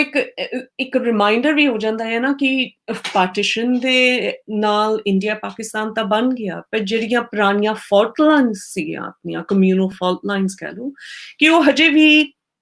ਚੱਲੀ ਜਾ ਰਹੀਆਂ। ਉਹ ਜ਼ਰੂਰੀ ਨਹੀਂ ਕਿ ਉਹ ਚੱਲ ਗਈਆਂ। ਬਟ ਹੁਣ ਜਿਹੜਾ ਫੇਜ਼ ਆਪਣਾ ਕਹਿ ਲਓ ਕਿ ਆ ਜਿਹੜਾ ਹੁਣ ਫੇਜ਼ ਚੱਲ ਰਿਹਾ ਆ, ਇਹਦੇ ਵਿੱਚ ਇੱਕ ਮੈਂ ਕਹੂੰਗੀ ਕਿ ਕਹਿ ਲਓ ਕਿ ਇੱਕ ਲਿਵਿੰਗ ਹਿਸਟਰੀਜ਼। ਐਂਡ ਅਗੇਨ ਕਿਤਾਬ ਦੇ ਵਿੱਚ ਉਹ ਸੈਕਸ਼ਨ ਹੈਗਾ ਆ which talks about living histories. And ਇਹਦੇ ਵਿੱਚ ਕੁਝ ਚੀਜ਼ਾਂ ਹੈਗੀਆਂ ਆ ਜਿਹੜੀਆਂ ਕੀ ਫੀਚਰਸ ਕਹਿ ਲਓ, ਕਿ ਕਿਸ ਤਰ੍ਹਾਂ ਦਾ ਕੰਮ ਹੋ ਰਿਹਾ, ਕੌਣ ਕਰ ਰਿਹਾ ਆ ਕੰਮ। ਐਂਡ ਇਹਦੇ ਵਿੱਚ ਇੰਟਰਸਟਿੰਗ ਚੀਜ਼ ਹੈ। ਐਂਡ ਅਗੇਨ ਮੈਂ ਕਹਾਂਗੀ ਕਿ ਹਿਸਟਰੀ ਐਜ਼ ਅ ਫੀਲਡ ਜਿਹੜੀ ਖੁੱਲ ਗਈ ਆ, ਉਹਦੇ ਵਿੱਚ ਇੱਕ ਬਹੁਤ ਵੱਡਾ ਹਿੱਸਾ ਹੈ ਕਿ ਆਪਾਂ ਹੁਣ ਜਿਹੜੀ ਆਪਣੀ ਸੋਸ਼ਲ ਕਲਚਰਲ ਹਿਸਟਰੀ ਜਿਹੜੀ ਹੈਗੀ ਹੈ ਨਾ, ਜਿਹੜੀ ਆਪਾਂ ਉਹਨੂੰ ਐਕਸਪਲੋਰ ਕਰਨ ਲੱਗ ਗਏ ਹਨ। ਉਹਦਾ ਬਹੁਤ ਇੱਕ ਵੱਡਾ ਹਿੱਸਾ ਇਹ ਆ ਕਿ ਹਿਸਟਰੀ ਐਜ਼ ਅ ਡਿਸਪਲਿਨ ਜਿਹੜੀ ਹੈਗੀ ਆ ਉਹ ਜ਼ਿਆਦਾ ਹੁਣ ਬਰੋਡਰ ਬਣ ਗਈ, ਵੱਡੀ ਹੋ ਗਈ, ਐਂਡ ਉਹਦੇ ਵਿੱਚ ਬਹੁਤ ਸਾਰੇ ਹੋਰ ਤਰ੍ਹਾਂ ਦੀਆਂ ਵੀ ਆਵਾਜ਼ਾਂ ਹੁਣ ਆ ਸਕਦੀਆਂ। ਪਹਿਲਾਂ ਤਾਂ ਕਾਫੀ ਲਿਮਿਟਿਡ ਆਰਥੋਡਾਕਸ ਕਹਿ ਲਓ, ਪੋਲੀਟੀਕਲ ਹਿਸਟਰੀ ਦਾ ਬਹੁਤ ਡੋਮੀਨੈਂਸ ਸੀਗਾ, ਪਰ ਹੁਣ ਬਹੁਤ ਸਾਰੇ ਹੋਰ ਵੀ ਟੌਪਿਕਸ ਨਾ ਆਉਣ ਲੱਗ ਗਏ ਆ, ਐਂਡ ਆਹਿਸਤਾ ਆਹਿਸਤਾ ਇਹਦੇ ਵਿੱਚ ਬਹੁਤ ਸਾਰੀਆਂ ਫੀਮੇਲ ਵੌਇਸਿਸ ਵੀ ਆਉਣ ਲੱਗੀਆਂ। ਤੇ ਹੁਣ ਇੰਟਰਸਟਿੰਗ ਚੀਜ਼ ਇਹ ਹੈ ਕਿ ਜਿਹੜਾ ਕੰਮ ਖਾਸ ਕਰਕੇ ਓਰਲ ਹਿਸਟਰੀਜ਼ ਵਾਲਾ ਜਿਹੜਾ ਕੰਮ ਕਰ ਰਿਹਾ ਉਹ ਜ਼ਿਆਦਾ ਫੀਮੇਲ ਐਕੈਡੈਮਿਕਸ ਆ। I mean, this is a good thing. ਮੈਂ ਨਹੀਂ ਕਹਿ ਰਹੀ ਕਿ this is a bad thing or anything, but ਇੱਕ point ਹੈਗਾ ਆ ਕਿ ਇਹਦੇ ਵਿੱਚ ਜਿਹੜਾ ਕੰਮ ਜ਼ਿਆਦਾ ਚੱਲ ਰਿਹਾ ਉਹ ਜ਼ਿਆਦਾ ਫੀਮੇਲ ਸਕੋਲਰਸ ਕਰ ਰਹੇ ਆ। ਇੱਕ ਹੋਰ ਇੰਟਰਸਟਿੰਗ ਚੀਜ਼ ਇਹ ਵੀ ਆ ਕਿ ਕਾਫੀ ਜਿਹੜਾ ਆਊਟਸਾਈਡ ਐਕੈਡਮੀਆ ਕਹਿ ਲਓ ਜਾਂ ਐਕੈਡਮੀਆ ਦੇ ਵਿੱਚ ਵੀ ਹੈਗਾ ਆ, ਬਰੋਡਲੀ ਸਪੀਕਿੰਗ, ਕਿ ਬਹੁਤ ਸਾਰੇ ਲੋਕ ਹੁਣ ਇੱਕ ਆਪਣਾ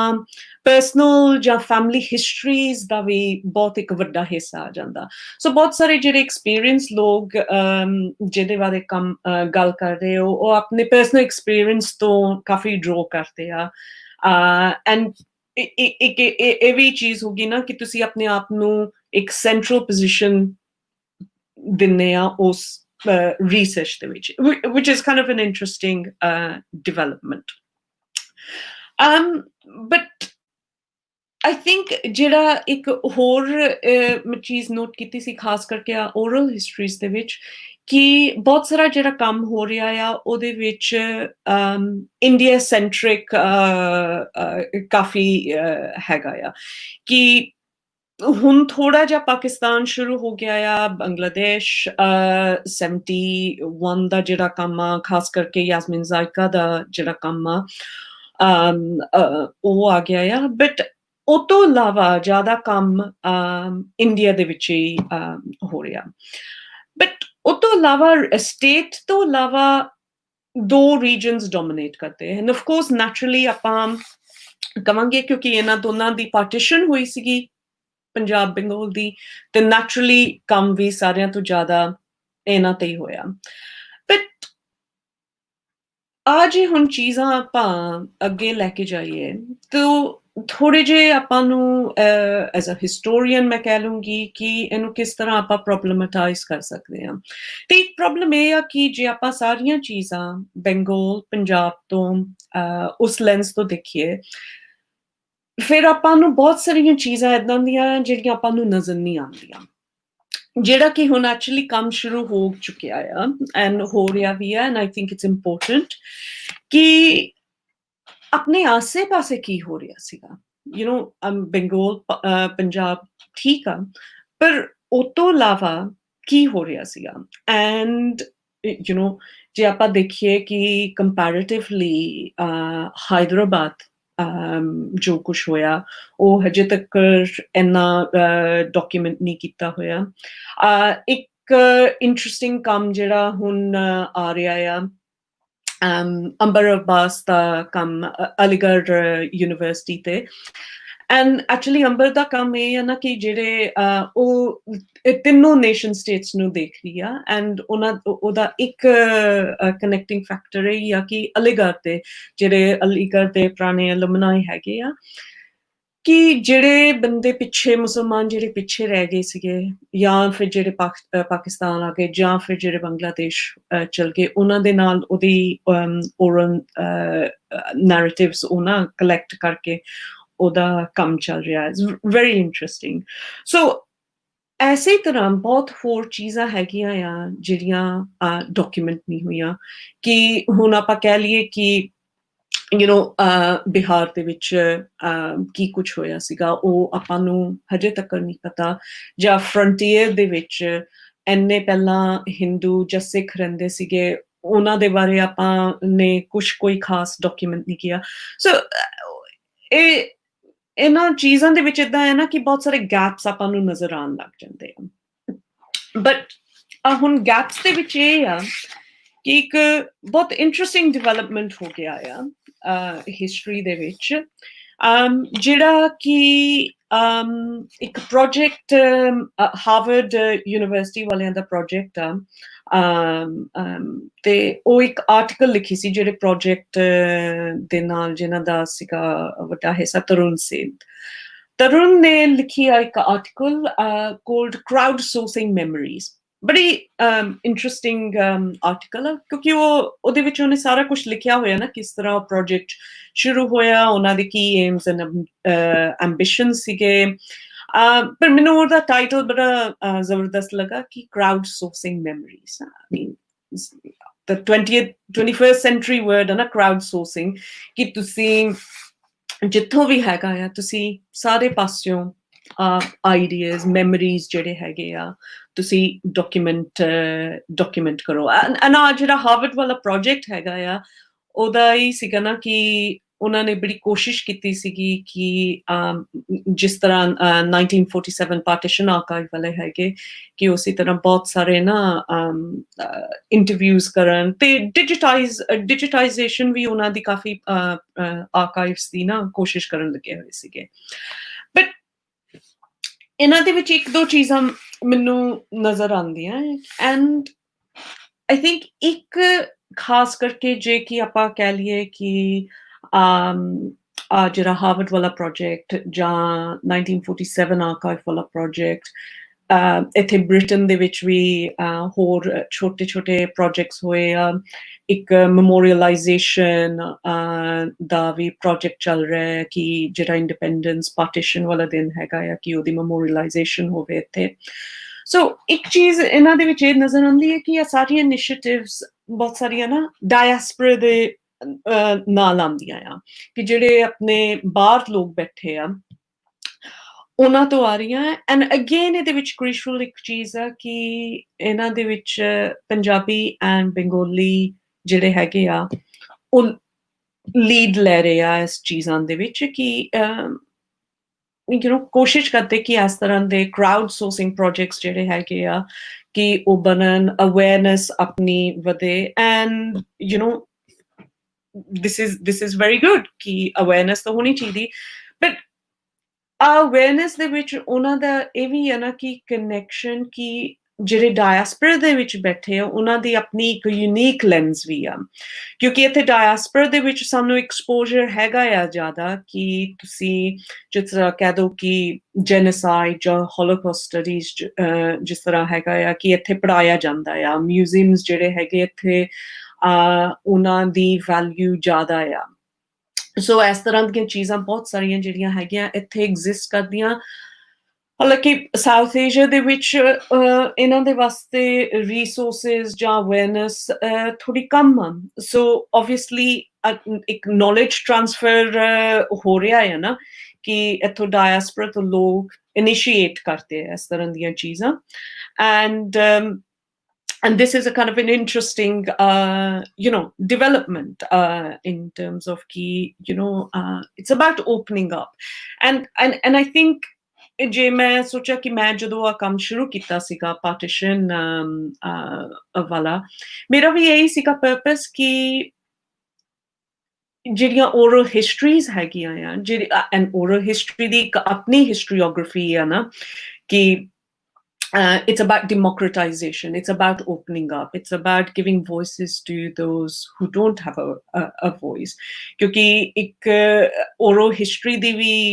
jehdi history hai ki oh radical history de naal judi hui hai. So it's a kind of an interesting methodology. So mere liye ya ki jehdi oral history and ਜਦੋਂ ਮੈਂ 20 ਸਾਲ ਪਹਿਲਾਂ ਜਦੋਂ ਮੈਂ ਕੰਮ ਕੀਤਾ ਸੀਗਾ ਮੇਰੇ ਦਿਮਾਗ ਦੇ ਵਿੱਚ ਇਹੀ ਸੀਗਾ ਨਾ ਕਿ this is about democratization, it's about opening up, it's about using a radical methodology, and it's about sort of empowerment. But ਹੁਣ ਜੇ ਆਪਾਂ ਦੇਖੀਏ then it opens up that space even more ਕਿ ਜਿਹੜੇ crowd sourcing ਚੱਲ ਰਹੀ ਆ ਕਿ ਇੱਕ ਆਪਣਾ ਆਰਕਾਈਵ ਜਿਹੜਾ ਹੈਗਾ ਆ ਇਹ ਹੋਰ ਵੀ ਜ਼ਿਆਦਾ ਵੱਡਾ ਹੋ ਜਾਂਦਾ। ਸੋ for the first time ਇਸ ਤਰ੍ਹਾਂ ਦਾ ਨਾ ਕਿ ਇੱਕ ਜਿਹੜਾ ਸਕੇਲ ਹੈਗਾ ਆ ਇੰਨਾ ਵੱਡਾ ਕੈਨਵਸ ਬਣ ਜਾਂਦਾ ਆ ਕਿ ਬੰਦਾ ਸੋਚਦਾ ਹੀ ਕਿ ਕਿੱਥੇ ਸ਼ੁਰੂ ਕਰੇ। ਬਟ ਇਹਦੇ ਵਿੱਚ ਇੱਕ ਇਹ ਵੀ ਚੀਜ਼ ਆ ਕਿ ਜਦੋਂ ਆਪਾਂ ਇੱਕ ਡਿਜੀਟਲ ਆਰਕਾਈਵ ਬਣਾਉਂਦੇ ਹਾਂ, and again as a historian ਮੈਂ ਕਹਾਂਗੀ ਕਿ ਸਾਡੇ ਲਈ ਆ ਕਨਸੈਪਟ ਕੰਪਲੀਟਲੀ ਬਦਲ ਜਾਂਦਾ ਹੈ ਦੈਨ, ਕਿ ਆਪਾਂ ਨੂੰ ਇੱਕ ਸਵਾਲ ਵੀ ਪੁੱਛਣਾ ਚਾਹੀਦਾ ਹੈ ਕਿ ਦੈਨ ਕਿ ਆਰਕਾਈਵ ਹੈ ਕੀ ਚੀਜ਼। ਆਮ ਤੌਰ ਤੇ ਤਾਂ ਆਪਾਂ ਕਹਿੰਦੇ ਆ ਨਾ ਕਿ what is an archive? An archive is essentially a collection of histories. It's a collection, ਤੁਸੀਂ ਕਹਿ ਲਓ ਕਿ documents ਆ, ਜਾਂ it's a record of that time and place. ਇੱਕ physical space, storage, archive ਇੱਕ physical space ਵੀ ਹੁੰਦੀ ਆ ਨਾ, but ਇੱਥੇ ਤਾਂ ਕੋਈ ਫਿਜ਼ੀਕਲ ਸਪੇਸ ਨਹੀਂ ਆ, ਇੱਥੇ ਆ ਸਾਰਾ ਕੁਝ ਇੱਕ ਵਰਚੁਅਲ ਸਪੇਸ ਦੇ ਵਿੱਚ ਆ ਨਾ। ਇੱਕ ਕਲਾਉਡ ਸਟੋਰੇਜ ਵੀ ਜਿਹੜੀ ਹੈਗੀ ਇੱਕ ਕਲਾਉਡ ਦੇ ਵਿੱਚ ਆ। ਤੁਹਾਨੂੰ ਕੀ ਆਪਾਂ ਜੇ ਕਿਸੇ ਨੂੰ ਸਮਝਾਉਣ ਦੀ ਕੋਸ਼ਿਸ਼ ਕਰੀਏ ਕਿ ਕਲਾਉਡ ਕੀ ਆ, it's very difficult to say what a cloud is. So in that sense ਆਪਣਾ ਸਾਰਾ concept ਜਿਹੜਾ ਹੈਗਾ ਆ ਇੱਕ of an archive ਉਹ ਕਾਫੀ ਬਦਲ ਗਿਆ ਆ। And I think the other thing is ਕਿ ਜਿਸ ਤਰ੍ਹਾਂ ਹੁਣ digital archives ਹੈਗੇ ਆ, ਰਵਿੰਦਰ ਕੌਰ ਨੇ ਇੱਕ 2016 ਦੇ ਵਿੱਚ ਉਹਨੇ ਇੱਕ ਬੜਾ ਜ਼ਬਰਦਸਤ ਪੀਸ ਲਿਖਿਆ ਸੀਗਾ, and ਉਹਦੇ ਵਿੱਚ ਉਹ ਕਹਿ ਰਹੀ ਸੀ ਕਿ I'm going to just quote her very briefly ਕਿ ਉਹ ਲਿਖਦੀ ਆ ਕਿ ਕਿ ਇਸ ਤਰ੍ਹਾਂ 1947 archive ਜਿਹੜੇ ਹੈਗੇ attempts to create a dichotomy, a distinctly apolitical uniform narrative of partition, isolating it from political, social and communal disturbances. So ਇਹਦੇ ਵਿੱਚ ਇੱਕ ਜਿਹੜਾ ਜ਼ਰੂਰੀ ਲਫ਼ਜ਼ ਆ apolitical, ਕਿ ਤੁਹਾਡਾ ਕੋਈ political persuasion ਨਹੀਂ ਹੈਗੀ, ਕਿ ਤੁਸੀਂ ਇੱਕ completely independent position ਲੈ ਰਹੇ ਹੋ। And this is interesting because ਬਹੁਤ ਸਾਰੇ ਜਿਹੜੀਆਂ ਚੀਜ਼ਾਂ ਹੈਗੀਆਂ, it's about democratization of history, it's a borderless space. ਇਹਦੇ ਵਿੱਚ nation state ਜਿਹੜੀ ਹੈਗੀ ਆ ਉਹ ਕਿਤੇ ਆਪਾਂ ਨੂੰ ਨਜ਼ਰ ਨਹੀਂ ਆਉਂਦੀ। ਸੋ ਇੱਕ ਤੁਸੀਂ ਨਾ ਇੱਕ ਆਰਕਾਈਵ ਬਣਾ ਲੈਣੇ ਆ, ਬਟ ਇਹਦੇ ਵਿੱਚ ਆਈ ਥਿੰਕ ਆਪਾਂ ਨੂੰ ਥੋੜਾ ਜਿਹਾ ਸੋਚਣਾ ਚਾਹੀਦਾ ਆ ਕਿ ਆ ਜਿਹੜੀਆਂ ਸਪੇਸਿਸ ਹੈਗੀਆਂ ਆ, ਜਾਂ ਆਪਾਂ ਜਿਸ ਤਰ੍ਹਾਂ ਕਹਿ ਰਹੇ ਆ ਕਿ it's apolitical, is it apolitical? Is it possible ਕਿ ਆਪਾਂ ਆਪਣੀ ਜਿਹੜੀ ਪੰਜਾਬ ਦੀ ਹਿਸਟਰੀ, ਇੱਕ ਪਾਰਟੀਸ਼ਨ ਦੀ ਹਿਸਟਰੀ ਆ, ਕਿ ਇਹਨੂੰ ਇੱਕ apolitical history ਬਣਾ ਸਕਦੇ ਆ, that it can be written from a completely neutral perspective?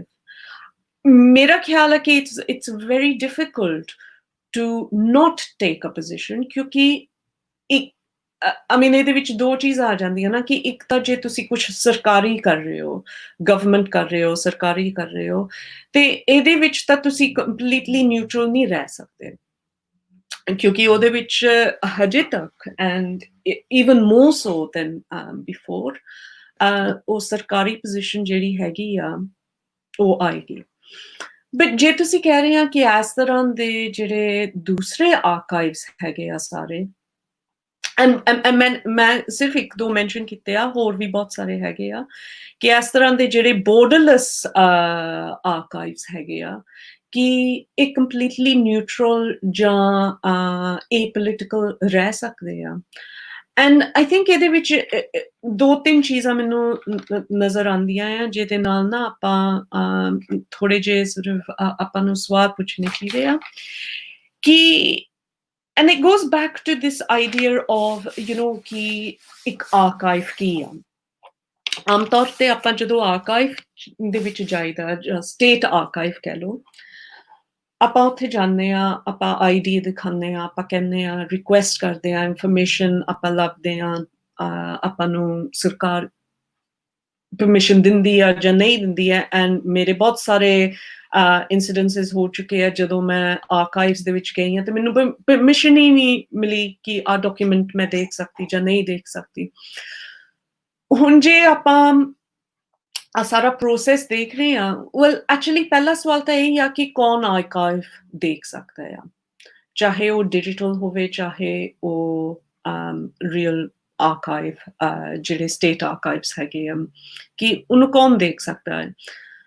ਆਮ ਤੌਰ ਤੇ ਜਿਹੜੇ ਪੜ੍ਹੇ ਲਿਖੇ ਲੋਕ ਹੀ ਆ ਉਹੀ ਆ ਪੜ੍ਹੇ ਲਿਖੇ ਲੋਕ ਸਾਊਥ ਏਸ਼ੀਆ ਦੇ ਵਿੱਚ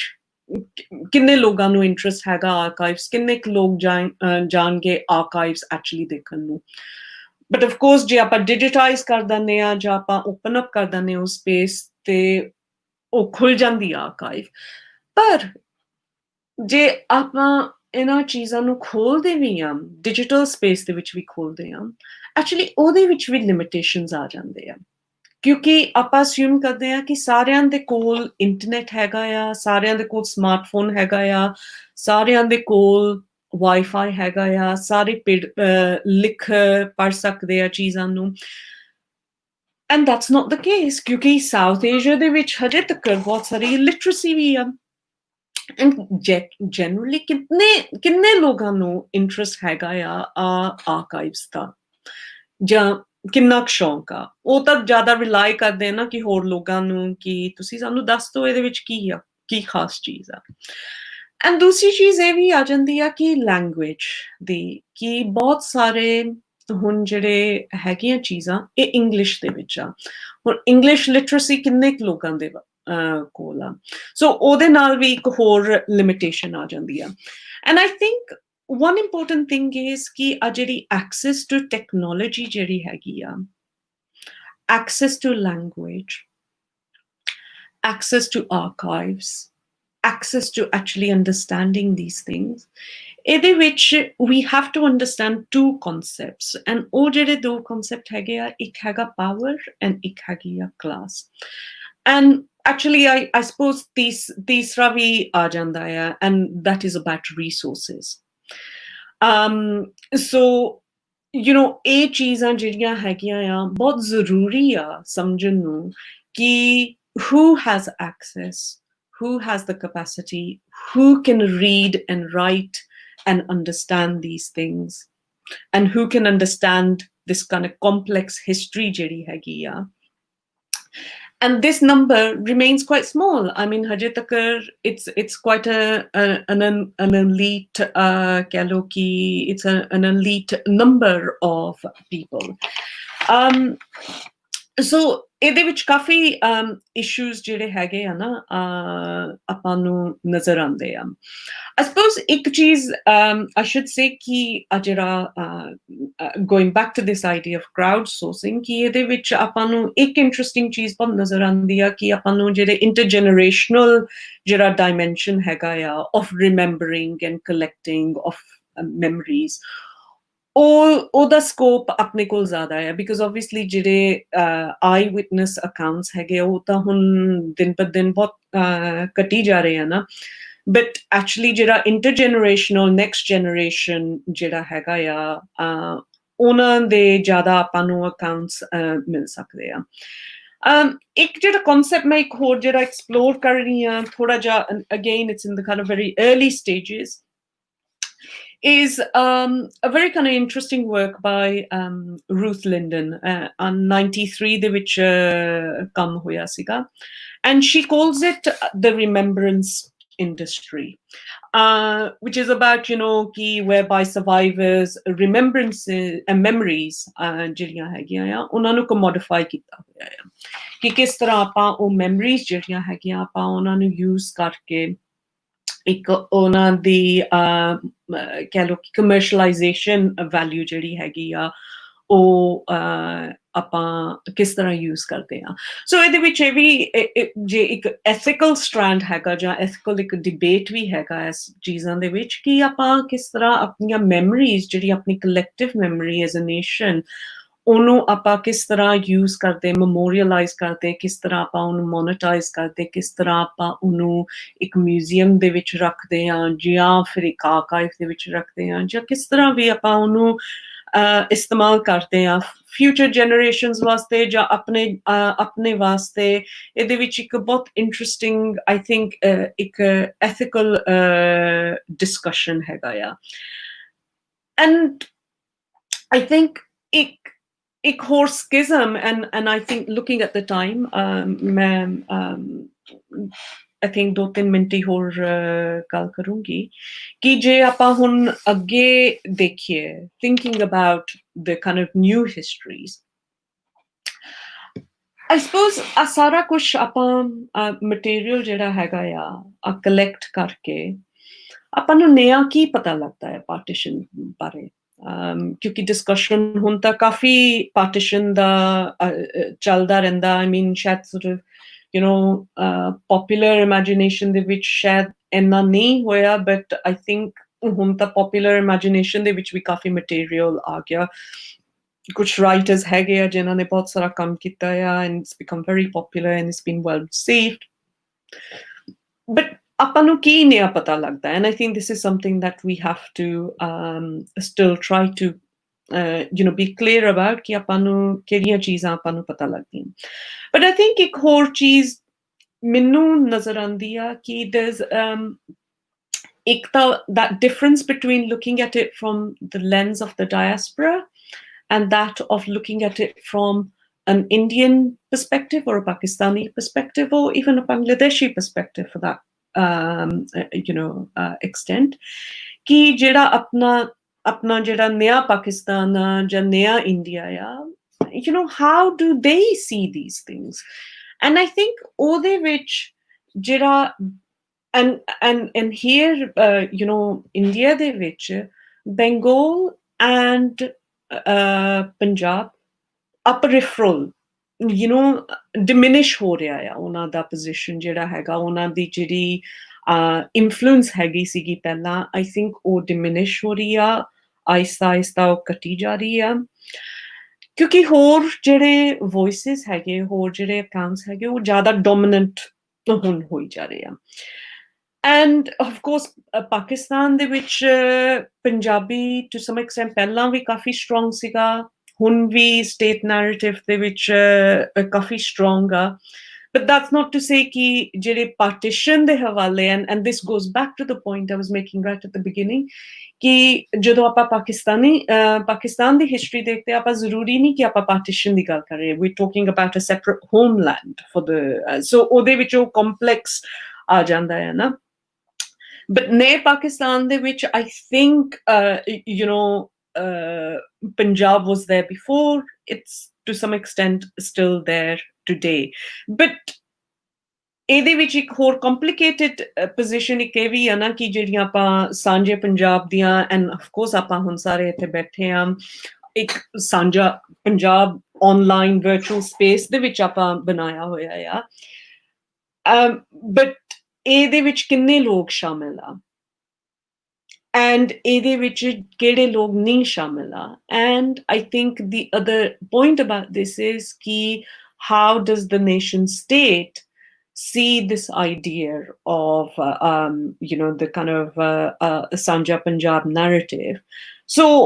ਆ ਜਿਹੜੀਆਂ ਗੱਲਾਂ ਆ ਹਜੇ ਤੱਕ I think to some extent remain unresolved, but going back to the point of the kind of collective memory,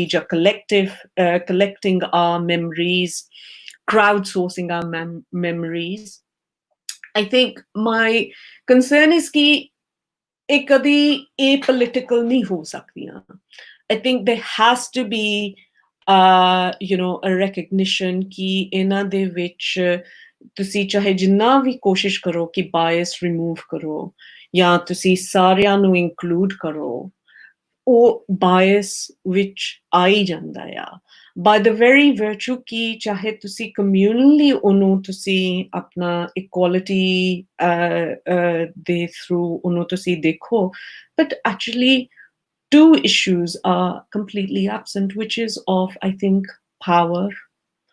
and class, and not recognizing who has the capacity to speak and who doesn't, ਕਿਉਂਕਿ ਇਹਦੇ ਵਿੱਚ ਇਹ ਵੀ ਹੈ ਨਾ ਕਿ ਕੌਣ ਆਪਣੀ memory share ਕਰਦਾ ਆ ਐਂਡ ਕੌਣ ਚੁੱਪ ਰਹਿੰਦਾ ਆ। ਬਹੁਤ ਸਾਰੇ ਲੋਕ ਹੈਗੇ ਆ ਜਿਹੜੇ ਜਾਂ ਤਾਂ ਜਾਣਬੁੱਝ ਕੇ ਚੁੱਪ ਰਹਿੰਦੇ ਆ ਜਾਂ ਚਾਹੁੰਦੇ ਨਹੀਂ ਆ ਜਾਂ ਹੈ ਨਹੀਂ, ਕਿਉਂਕਿ we're still talking about almost 75 years on plus now, so it's not that kind of straightforward. It's not that simple. So I think I just wanted to share some ideas with you. थोड़ा जा एक नया काम हैगा है ਜਿਹੜਾ मैं सोच रही सी कि ਕਰਨ ਨੂੰ ਇਹਦੇ ਬਾਰੇ ਲਿਖਣ ਨੂੰ ਮੈਂ ਸੋਚਿਆ ਕਿ well ਤੁਹਾਡੇ ਨਾਲ ਮੈਂ ਸ਼ੇਅਰ ਕਰ ਲਾਂਗੀ ਇੱਥੇ thank you Tohid ji thank you Deepa ji बड़ा जबरदस्त कुछ क्वेश्चंस ने मैं ਉਹ ਤੁਹਾਡੇ ਨਾਲ ਸ਼ੇਅਰ ਕਰਾਂਗਾ ਇੱਕ ਤੇ ਮੁਹੰਮਦ ਸ਼ਫੀਕ ਸਾਹਿਬ ਦਾ ਕੁਐਸਚਨ ਹੈ ਕਿ don't you think that the partition of Punjab enhanced and strengthened the communal fault lines? Strengthen the communal fault line, yes. I mean बहुत सारे हुन लोग हुन यही कह रहे हैं ना कि actually जेड़ा unfinished business of partition जेड़ा सीगा कि ਉਹ ਹੁਣ full circle ਹੋ ਗਿਆ ਨਾ I mean especially ਜੇ ਹੁਣ ਆਪਾਂ ਦੇਖਦੇ ਕਿ ਇੰਡੀਆ ਦੇ ਵਿੱਚ ਜੋ ਕੁਝ ਹੋ ਰਿਹਾ ਆ ਤੇ ਇੰਟਰਸਟਿੰਗ ਚੀਜ਼ ਤਾਂ ਇਹ ਹੈ ਨਾ ਕਿ ਸਾਰੇ ਹੁਣ ਇਹ ਕਹਿੰਦੇ ਆ ਨਾ ਕਿ ਜਿਨਾ ਵਾਸ ਰਾਈਟ ਸੋ ਉਹ ਜਿਹੜਾ ਫਾਲਟ ਲਾਈਨ ਹੈਗਾ ਸੀ ਉੱਥੇ ਇਟਸ ਆਫ ਕੋਰਸ ਉਹ ਤਾਂ ਸੀਮੈਂਟ ਹੋ ਗਿਆ Professor Sukhdev Sol Saab ਵੱਲੋਂ have a question ਕਿ with crowdsourcing don't you think there is a danger of coloring the partition narrative with prejudice as data from WhatsApp and Facebook would dominate? History as a discipline required distance and rigor. I think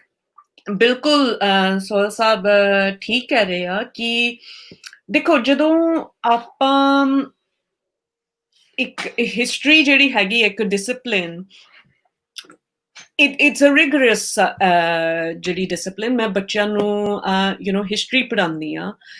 and ਜਦੋਂ ਆਪਾਂ ਉਹਨਾਂ ਨੂੰ ਇੱਕ document ਦਿੰਦੇ ਆ ਪੜ੍ਹਨ ਵਾਸਤੇ ਤੈਨੂੰ ਵੀ ਪਤਾ ਹੈ ਕਿ ਇੱਕ ਡਾਕੂਮੈਂਟ ਆਪਾਂ ਦਿੰਦੇ ਆ ਉਹਨਾਂ ਨੂੰ ਪੜ੍ਹਨ ਵਾਸਤੇ ਤੇ ਉਹਨਾਂ ਨੂੰ ਆਪਾਂ ਸਿਖਾਉਂਦੇ ਆ ਕਿ ਕਿਸ ਤਰ੍ਹਾਂ ਇਹਨੂੰ ਤੁਸੀਂ ਪੜ੍ਹਨਾ ਆ ਕਿਸ ਤਰ੍ਹਾਂ ਇਹਨੂੰ ਇੰਟਰੋਗੇਟ ਕਰਨਾ ਆ ਉਹ ਕਿਸ ਤਰ੍ਹਾਂ ਦੇ ਆਪਾਂ ਸਵਾਲ ਪੁੱਛਣੇ ਆ ਇੱਕ ਬਹੁਤ ਰਿਗਰਸ ਐਕਸਰਸਾਈਜ਼ ਹੈਗਾ ਆ ਨਾ ਐਂਡ ਇਟਸ ਅ ਡਿਸਪਲਿਨ ਨਾਓ ਹੁਣ ਹਿਸਟਰੀ ਦੇ ਵਿੱਚ ਇੱਕ ਜਿਹੜਾ ਉਹ ਕ੍ਰਿਟੀਕਲ ਡਿਸਪਲਿਨ ਜਾਂ ਨੈਰੇਟਿਵ ਜਿਹੜੀ ਆਪਾਂ ਆਪਣੀ ਲੈਂਸ ਦੇ ਨਾਲ ਥਰੂ ਆਪਾਂ ਉਹ ਚੀਜ਼ ਨੂੰ ਦੇਖਣਾ ਆ ਹੁਣ ਜੇ ਆਪਾਂ ਨਏ ਤਰ੍ਹਾਂ ਦੇ ਆਰਕਾਈਵਸ ਆ ਜਾਂਦੇ ਆ ਆਪਾਂ ਇਹ ਜਿਹੜੀਆਂ ਚੀਜ਼ਾਂ ਆ ਨਵੀਆਂ ਚੀਜ਼ਾਂ ਆ ਆਪਾਂ ਉਹਨੂੰ ਐਜ਼ ਅ ਹਿਸਟੋਰੀਅਨ ਕਿਸ ਤਰ੍ਹਾਂ ਪੜ੍ਹੀਏ ਰਾਈਟ ਸੋ ਜਿਹੜੇ ਹੁਣ ਕਰਾਊਡ ਸੋਰਸਿੰਗ ਮੈਮਰੀਜ਼ ਜਾਂ ਤੁਸੀਂ ਕਹਿ ਲਓ ਕਿ ਹੁਣ ਬਹੁਤ ਸਾਰੇ ਲੋਕ ਹੈਗੇ ਆ ਜਿਹੜੇ WhatsApp ਜਾਂ ਟਵਿੱਟਰ ਤੇ ਜਿਹੜੇ ਟਵੀਟ ਕਰਦੇ ਆ ਉਹਨਾਂ ਨੂੰ ਵੀ ਡਿਜੀਟਾਈਜ਼ ਕਰ ਰਹੇ ਆ ਨਾ ਬਹੁਤ ਸਾਰੇ ਪ੍ਰੋਜੈਕਟਸ ਇਸ ਤਰ੍ਹਾਂ ਦੇ ਵੀ ਹੈਗੇ ਜਿਹੜੇ ਲੋਕਾਂ ਦੇ ਟਵੀਟਸ ਡਿਜੀਟਾਈਜ਼ ਕਰਕੇ ਫਿਊਚਰ ਜਨਰੇਸ਼ਨਸ ਵਾਸਤੇ ਲਿਖਦੇ ਆ ਕਿ ਹੁਣ ਆਰਕਾਈਵ ਦਾ ਕਨਸੈਪਟ ਜਿਹੜਾ ਹੈਗਾ ਇਹ ਬਦਲੀ ਜਾ ਰਿਹਾ ਆ ਨਾ ਕਿ ਆਪਾਂ ਹੁਣ ਇਹਨੂੰ ਕਿਸ ਤਰ੍ਹਾਂ ਆਪਾਂ ਅਡੈਪਟ ਕਰਾਂਗੇ ਐਂਡ ਐਕਚੁਅਲੀ ਮੇਰੇ ਕੋਲ ਕੋਈ ਜਵਾਬ ਨਹੀਂ ਹੈਗਾ ਸੋਹਲ ਸਾਹਿਬ ਲਈ ਕਿ I think ਮੇਰਾ ਪਰਪਸ ਇਹੀ ਆ ਕਿ ਥੋੜੇ ਜਿਹੇ ਸਵਾਲ ਕਰਨ ਨੂੰ ਕਿ ਐਜ਼ ਹਿਸਟੋਰੀਅਨਸ ਆਪਾਂ ਨੂੰ ਕਿਸ ਤਰ੍ਹਾਂ ਡੀਲ ਕਰਨਾ ਚਾਹੀਦਾ ਹੈ ਚੀਜ਼ਾਂ ਦੇ ਨਾਲ ਕਿਉਂਕਿ ਆਪਣੀ ਡਿਸਪਲਿਨ ਬਦਲੀ ਜਾ ਰਹੀ ਹੈ ਜੀ Professor Kamlesh Mohan ji or एक question है कि male writers have written about partition from the angle of their women protagonists such as Rajinder Singh Bedi Manto and I Kashmiri Lal Zakir. They provide a different angle of their changed identities, bodies, purity, citizenship, etc. Have you explored these issues? Yeah, I mean, I did try to look at some of these things. So, ਜਿਹੜੀ ਮੇਰੀ ਕਿਤਾਬ ਹੈਗੀ ਆ ਇਹਦੇ ਵਿੱਚ ਮੈਂ ਜਿੱਥੇ ਤੱਕ ਹੈਗਾ ਆ ਮੈਂ ਕੋਸ਼ਿਸ਼ ਕੀਤੀ ਸੀਗੀ ਕਿ ਰਾਈਟਰਸ ਜਿਹੜੇ ਹੈਗੇ ਜਿਸ ਤਰ੍ਹਾਂ ਬੇਦੀ ਜਮੰਤੋ Amrita Pritam ਵੀ ਆਪਣੀ ਜਿਹੜੀ ਹੈਗੀ ਆ ਸੋ ਮੈਂ ਕੋਸ਼ਿਸ਼ ਕੀਤੀ ਸੀ ਕਿ ਜਿਹੜੇ ਰਾਈਟਰਸ ਹੈਗੇ ਆ ਕਿ ਉਸ ਵੇਲੇ ਉਹ ਕਿਸ ਤਰ੍ਹਾਂ ਲਿਖ ਰਹੇ ਸੀਗੇ ਬਿਕਾਜ਼ ਆਈ ਥਿੰਕ ਰਾਈਟਰਸ ਦੀ ਜਿਹੜੀ ਪਰਸਪੈਕਟਿਵ ਆ ਉਹ ਇੱਕ ਹੋਰ ਹੈਗੀ ਆ ਨਾ ਬਟ ਜਿੱਥੇ ਤੱਕ ਮੈਂ ਆਈ ਥਿੰਕ ਮੈਂ ਬਹੁਤ ਕੋਸ਼ਿਸ਼ ਕਰਦੀ ਹਾਂ ਕਿ ਕਿਉਂਕਿ ਮੈਂ ਔਰਤਾਂ ਦੇ ਨਾਲ ਵੀ ਬਹੁਤ ਇੰਟਰਵਿਊਜ਼ ਕੀਤੀਆਂ ਸੀਗੀਆਂ ਨਾ ਤੇ ਉਹ ਜਿਹੜੇ ਫਰਸਟ ਹੈਂਡ ਅਕਾਊਂਟਸ ਹੈਗੇ ਆ ਨਾ ਉਹ ਇੰਟਰਵਿਊਜ਼ ਦੇ ਉਹ ਮੈਂ ਕਾਫੀ ਯੂਟਿਲਾਈਜ਼ ਕੀਤੇ ਸੀਗੇ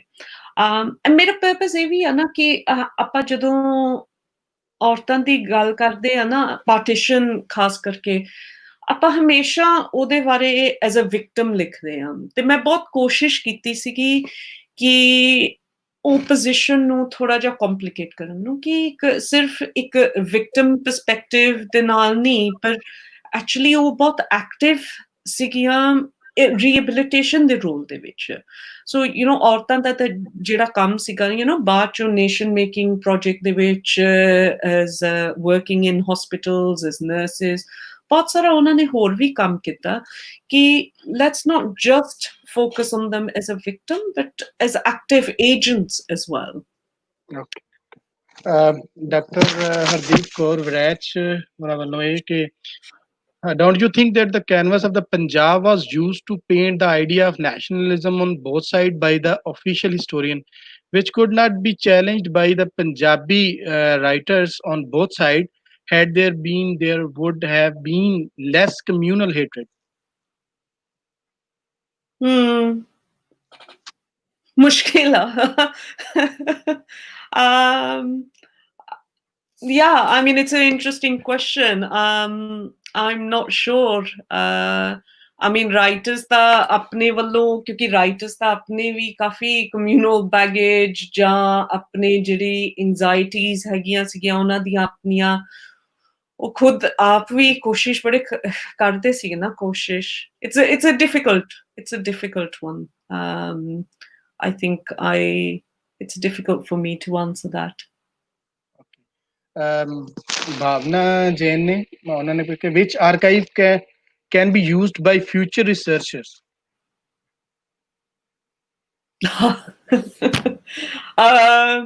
It depends where Bhavna Jain is. Archives ਤਾਂ ਬਹੁਤ ਸਾਰੀਆਂ ਹੈਗੀਆਂ ਹੈ ਨਾ archives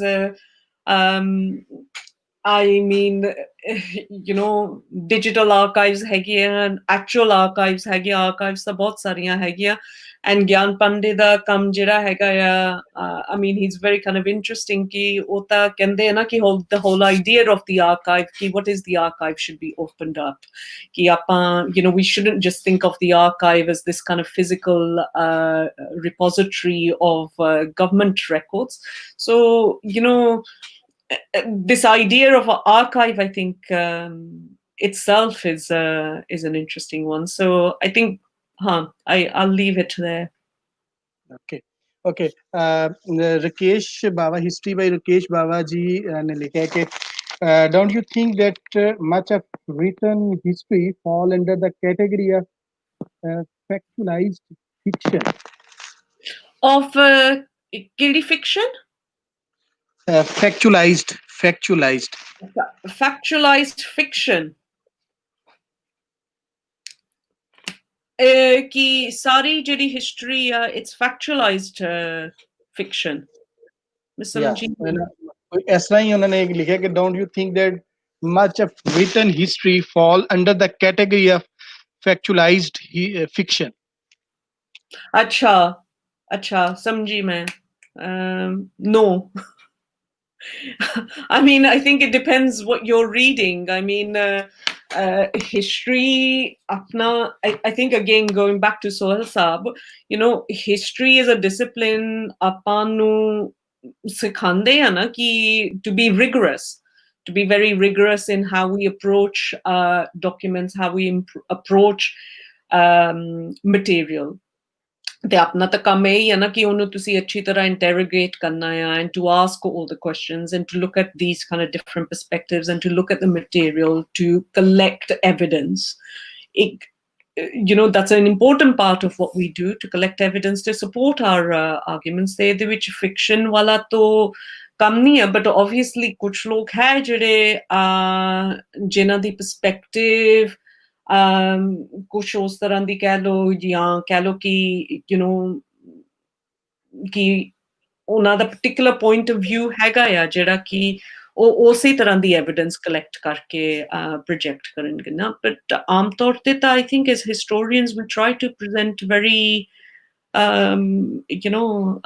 strong evidence and support. Okay. Ji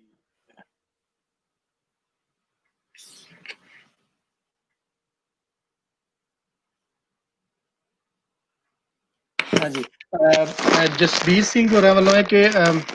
how you prioritize literature and oral narratives in reconstructing an alternative history of partition. ਕਿ ਉਹਨੂੰ prioritize ਕੀਤਾ ਜਾਏ ਕਿ prioritize ਹਾਂ ਕਿ oral history and literature ਨੂੰ prioritize ਕਰੀਏ ਆਪਾਂ ਹਾਂ I mean I think ਜਿਹੜਾ ਹੁਣ ਇਸ ਵੇਲੇ ਵੇਵ ਚੱਲ ਰਿਹਾ ਆ ਹਿਸਟਰੀ ਦੇ ਵਿੱਚ ਖਾਸ ਕਰਕੇ ਪਾਰਟੀਸ਼ਨ ਹਿਸਟਰੀ ਦੇ ਵਿੱਚ then yeah I mean oral histories the both you know it's become very prominent I mean and to the extent that I think you know some of these questions that I was raising I think we as historians we need to ask some of these questions critically कि oral histories ਜਿਹੜੀਆਂ ਹੈਗੀਆਂ ਆ what role do they play in understanding partition history ਕਿ ਆਪਣੇ ਕੋਲ ਹੁਣ ਬਹੁਤ ਸਾਰੇ narratives ਇਕੱਠੇ ਹੋ ਗਏ ਆ ਨਾ ਕਿ what do we do with these you know how do we use them how do we share them and you know what role do they play in our understanding of the past Ali Imran Chaddar I have a question what basis of nationalism is the most interactive and productive religion question mark just a minute religion culture language or state power no I didn't get that Tawheed what basis of nationalism is the most interactive and productive question mark religion question mark culture language or state power I'm not sure I understand the question okay sorry शायद ਉਹਨਾਂ ਨੂੰ ਕਹਿਣਾ ਕਿ ਦੁਬਾਰਾ ਥੋੜਾ ਦੇਖ ਰਹੇ ਨੇ ਤੁਹਾਨੂੰ ਜ਼ਰਾ ਕਲੀਅਰ ਕਰ ਦੇं yeah ਜੀ ਬਾਕੀ ਜਿਹੜੇ ਦੋਸਤ ਵੇਖ ਰਹੇ ਨੇ ਉਹ ਉਹਨਾਂ ਦੇ ਕੁਐਸਚਨ ਹੈ ਨੇ ਉਹ ਪਲੀਜ਼ ਆਪਣੇ ਕਮੈਂਟ ਦੇ ਵਿੱਚ ਕੁਐਸਚਨ ਜ਼ਰੂਰ ਕਰ ਦੇਣ ਅਸੀਂ ਉਹਦੇ ਹਵਾਲੇ ਨਾਲ ਭਾਜੀ ਉਹਨਾਂ ਨੂੰ ਵੇਖ ਲੈਣਗੇ ਜਿਨ੍ਹਾਂ ਨੂੰ ਕੁਐਸਚਨ ਆਨਸਰ ਕਰਨਾ ਹੋਇਆ ਉਹ ਕਰ ਦੇਣਗੇ ਸੋ ਇਸ ਲਿਮਿਟਿਡ ਟਾਈਮ ਦੇ ਵਿੱਚ ਕੁਐਸਚਨ ਅਸੀਂ ਤਕਰੀਬਨ 3 ਤੋਂ 4 ਹੀ ਲੈ ਸਕਨੇ ਆ ਜਾਂ 5 ਲੈ ਸਕਨੇ ਆ ਲੇਕਿਨ ਕੁਐਸਚਨ ਜ਼ਰੂਰ ਕਰ ਦੇਣਾ ਤਾਂ ਕਿ ਉਹਨੂੰ ਵੇਖਿਆ ਜਾ ਸਕਦਾ ਉਹਨੂੰ ਡਿਸਕਸ਼ਨ ਦਾ ਇੱਕ ਇਨਪੁਟ ਹੋ ਜਾਏਗਾ ਸੋ ਅਸੀਂ ਜਿੰਨੇ ਕੁਐਸਚਨ ਲੈ ਸਕਦੇ ਸਾਂ ਉਹ ਲੈ ਲੈਣੇ ਤੁਸੀਂ ਜ਼ਰੂਰ ਕਮੈਂਟ ਦੇ ਵਿੱਚ ਕਰ ਦੇਣਾ ਹੁਣ ਅਸੀਂ ਕੋਈ ਤੁਹਾਡੇ ਨਾਲ ਪਿਪਾ ਜੀ ਗੱਲ ਕਰਨੀ ਸੀ ਕਿ ਜਿਹੜੇ ਅਸੀਂ ਪਾਰਟੀਸ਼ਨ ਦੇ ਹਵਾਲੇ ਨਾਲ ਮੁxtਲਿਫ ਕੰਮ ਜਿਹੜੇ ਹੋ ਰਹੇ ਨੇ ਆਰਕਾਈਵਸ ਦੀ ਗੱਲ ਹੋਈ ਤੇ ਆਖਰ ਤੇ ਅਸੀਂ ਵੀ ਦੋ ਗੱਲਾਂ ਕਰਨੀਆਂ ਸੀ ਕਿ ਜਿਹੜੀ ਜਿੱਦਾਂ ਅਸੀਂ ਸਟੋਰੀਜ਼ ਕਲੈਕਟ ਕੀਤੀਆਂ ਨੇ ਔਰ ਉਹਦੇ ਵਿੱਚ ਇੱਕ ਖਾਸ ਏਜ ਦੇ ਲੋਕਾਂ ਦੀਆਂ ਸਟੋਰੀਜ਼ ਅਸੀਂ ਕਲੈਕਟ ਕਰਦੇ ਹਾਂ ਔਰ ਉਹ ਏਜ ਇੱਕ ਜਿਹੜੀ ਉਹ ਛੋਟੇ ਬੱਚੇ ਸਨ ਉਸ ਵੇਲੇ ਤੇ ਉਹਨਾਂ ਨੇ ਜੋ ਵੇਖਿਆ ਉਹਨਾਂ ਨੇ ਉਹ ਦੱਸ ਦਿੱਤਾ ਤੇ ਉਹਦੇ ਤੇ ਵੀ ਬਹੁਤ ਸਾਰਾ ਕੰਮ ਹੋ ਚੁੱਕਿਆ ਕਰ ਵੀ ਰਹੇ ਨੇ ਲੋਕੀ ਕਲੈਕਸ਼ਨ ਕਰ ਰਹੇ ਨੇ ਉਹਨਾਂ ਸਟੋਰੀਜ਼ ਦੀ ਸੋ ਕੀ ਤੁਸੀਂ ਸਮਝਦੇ ਹੋ ਕਿ ਉਹ ਵੀ ਇੱਕ ਤਰ੍ਹਾਂ ਦੇ ਇੱਕ ਰਿਲਾਇਬਲ ਆਰਕਾਈਵਸ ਨੇ ਕਿਉਂਕਿ ਬੱਚਿਆਂ ਦੀ ਜਿਹੜੀ ਤਾਰੀਖ ਯਾਦ ਕਰਨ ਦਾ ਜਾਂ ਬੱਚਿਆਂ ਨੇ ਜਿਸ ਤਰ੍ਹਾਂ ਵੇਖਿਆ ਉਸ ਸੋਸਾਇਟੀ ਨੂੰ ਉਹ ਡਿਫਰੈਂਟ ਨਹੀਂ ਹੋਏਗਾ ਦੂਸਰੇ ਵੱਡਿਆਂ ਨਾਲ of course and I mean I think ਇੱਕ ਇਹ ਵੀ ਆ ਨਾ ਕਿ ਆਪਾਂ ਸੋਚਦੇ ਕਿ ਜਿਹੜੀ ਇੱਕ ਮੈਮਰੀ ਹੈਗੀ ਆ ਨਾ ਜਾਂ ਜਿਹੜਾ ਉਹ ਫਰਸਟ ਹੈਂਡ ਅਕਾਊਂਟ ਹੈਗਾ ਕਿ ਉਹ ਇੱਕ ਸਟੈਟਿਕ ਚੀਜ਼ ਆ ਕਿ ਇੱਕ ਆਪਣੀ ਮੈਮਰੀ ਬਣ ਗਈ ਆ ਬਸ ਉਹਨੂੰ ਜਮਾ ਕਰ ਲਓ ਬਟ ਆਈ ਥਿੰਕ ਮੈਂ ਜਿਹੜਾ ਦੇਖਿਆ ਆ ਖਾਸ ਕਰਕੇ ਵਿਦ ਆ ਜਿਹੜੇ ਓਰਲ ਹਿਸਟਰੀਜ਼ ਹੈਗੀਆਂ ਆ ਇਹਨਾਂ ਦੇ ਨਾਲ ਇੱਕ ਚੀਜ਼ ਹੈ ਕਿ ਉਹ ਮੈਮਰੀ ਜਿਹੜੀ ਆ ਉਹ ਬਦਲਦੀ ਰਹਿੰਦੀ ਆ ਕਿ ਆਪਣੀ ਜਿਹੜੀ ਯਾਦਗਾਰ ਆ ਕਿ ਦੇਖੋ ਹੁਣ ਤੂੰ ਆਪ ਹੀ ਸੋਚ ਕਿ ਜੋ ਤੂੰ ਸੋਚਦਾ ਸੀਗਾ ਸੇ ਕਿ ਪਾਰਟੀਸ਼ਨ ਦੇ ਬਾਰੇ ਹੀ ਆਪਾਂ ਕਰ ਲੈਂਦੇ ਆ ਗੱਲ ਕਿ ਜੋ ਤੂੰ ਪਾਰਟੀਸ਼ਨ ਦੇ ਬਾਰੇ ਸੋਚਦਾ ਸੀਗਾ 10 ਸਾਲ ਪਹਿਲਾਂ ਐਂਡ ਜੋ ਤੂੰ ਹੁਣ ਸੋਚਦਾ ਆ ਜਾਂ ਜੋ ਮੈਂ 10 ਸਾਲ ਪਹਿਲਾਂ ਸੋਚ ਰਹੀ ਸੀਗੀ ਤੇ ਹੁਣ ਮੈਂ ਸੋਚ ਰਹੀ ਉਹਦੇ ਵਿੱਚ ਫਰਕ ਆ ਐਂਡ ਉਹਦੇ ਵਿੱਚ ਕਿਉਂ ਫਰਕ ਹੈ ਕਿਉਂਕਿ ਉਹ ਬਹੁਤ ਸਾਰੀਆਂ ਹੋਰ ਚੀਜ਼ਾਂ ਆ ਜਾਂਦੀਆਂ ਨਾ ਪਿਛਲੇ ਕਿਉਂਕਿ ਐਂਡ ਐਕਚੁਅਲੀ ਮੇਰੀ ਜਿਹੜੀ ਕਿਤਾਬ ਆ ਉਹਦੇ ਵਿੱਚ ਮੈਂ ਸ਼ੁਰੂ ਵੀ ਐਸੀ ਚੀਜ਼ ਤੋਂ ਕਰਦੀ ਹਾਂ ਕਿ ਜਦੋਂ ਮੈਂ ਆ ਕੰਮ ਸ਼ੁਰੂ ਕੀਤਾ ਸੀਗਾ 2000 ਦੇ ਵਿੱਚ ਮੈਂ ਆਪਣੀ PhD ਸ਼ੁਰੂ ਕੀਤੀ ਸੀਗੀ ਕਿ ਉਸ ਵੇਲੇ ਮੇਰੇ ਕੀ ਆਈਡੀਆਜ਼ ਸੀਗੀਆਂ ਕਿ ਮੈਂ ਸੋਚਿਆ ਸੀਗਾ ਤੇ ਹੁਣ ਜਦੋਂ ਮੈਂ ਦੇਖਦੀ ਹਾਂ ਉਹੀ ਮੇਰੇ ਆਈਡੀਆਜ਼ ਕਨਸੈਪਟਸ ਜਾਂ ਜਿਸ ਤਰ੍ਹਾਂ ਮੈਂ ਪਾਰਟੀਸ਼ਨ ਨੂੰ ਦੇਖਦੀ ਹਾਂ ਕਾਫੀ ਫਰਕ ਆ ਐਂਡ ਆਈ ਥਿੰਕ ਕਿ 10 ਸਾਲ ਬਾਅਦ ਸ਼ਾਇਦ ਮੇਰੇ ਆਈਡੀਆਜ਼ ਹੋਰ ਵੀ ਬਦਲ ਜਾਣਗੇ ਸੋ ਐਸੀ ਤਰ੍ਹਾਂ ਜੇ ਆਪਾਂ ਹੁਣ ਬੱਚਿਆਂ ਦੇ ਵੀ ਬਾਰੇ ਸੋਚਦੇ ਹਾਂ ਕਿ ਉਹ ਜੋ ਯਾਦ ਰੱਖਦੇ ਆ ਉਹਨਾਂ ਦੀ ਇੱਕ ਸਨੈਪਸ਼ਾਟ ਉਸ ਵੇਲੇ ਦੀ ਹੈ ਪਰ ਜ਼ਰੂਰੀ ਨਹੀਂ ਕਿ ਉਹ ਚੀਜ਼ ਬਦਲੀ ਨਹੀਂ over the years and it's a different perspective it's a different way of looking at things ਕਿ ਇੱਕ ਬੱਚਾ ਕਿਸ ਤਰ੍ਹਾਂ ਚੀਜ਼ਾਂ ਨੂੰ ਮੈਮੋਰਾਈਜ਼ ਕਰਦਾ ਆ ਜਾਂ ਯਾਦ ਰੱਖਦਾ ਆ ਜਾਂ ਐਕਚੁਅਲੀ ਇੱਕ ਹੋਰ ਵੀ ਬਹੁਤ ਜ਼ਰੂਰੀ ਚੀਜ਼ ਆ ਨਾ ਕਿ ਜੋ ਆਪਾਂ ਯਾਦ ਕਰਦੇ ਉਹ ਤਾਂ ਆਪਾਂ ਨੂੰ ਯਾਦ ਰਹਿੰਦਾ ਆ ਪਰ ਜਿਹੜੀਆਂ ਚੀਜ਼ਾਂ ਆਪਾਂ ਜਾਣ ਬੁੱਝ ਕੇ ਭੁੱਲ ਜਾਣਾ ਚਾਹੁੰਦੇ ਆ ਨਾ ਜਾਂ ਨਹੀਂ ਯਾਦ ਰੱਖਣਾ ਚਾਹੁੰਦੇ ਕਿ ਉਹ ਕਿੱਥੇ ਆ ਉਹਨੂੰ ਆਪਾਂ ਕਿਸ ਤਰ੍ਹਾਂ ਅਨਕਵਰ ਕਰੀਏ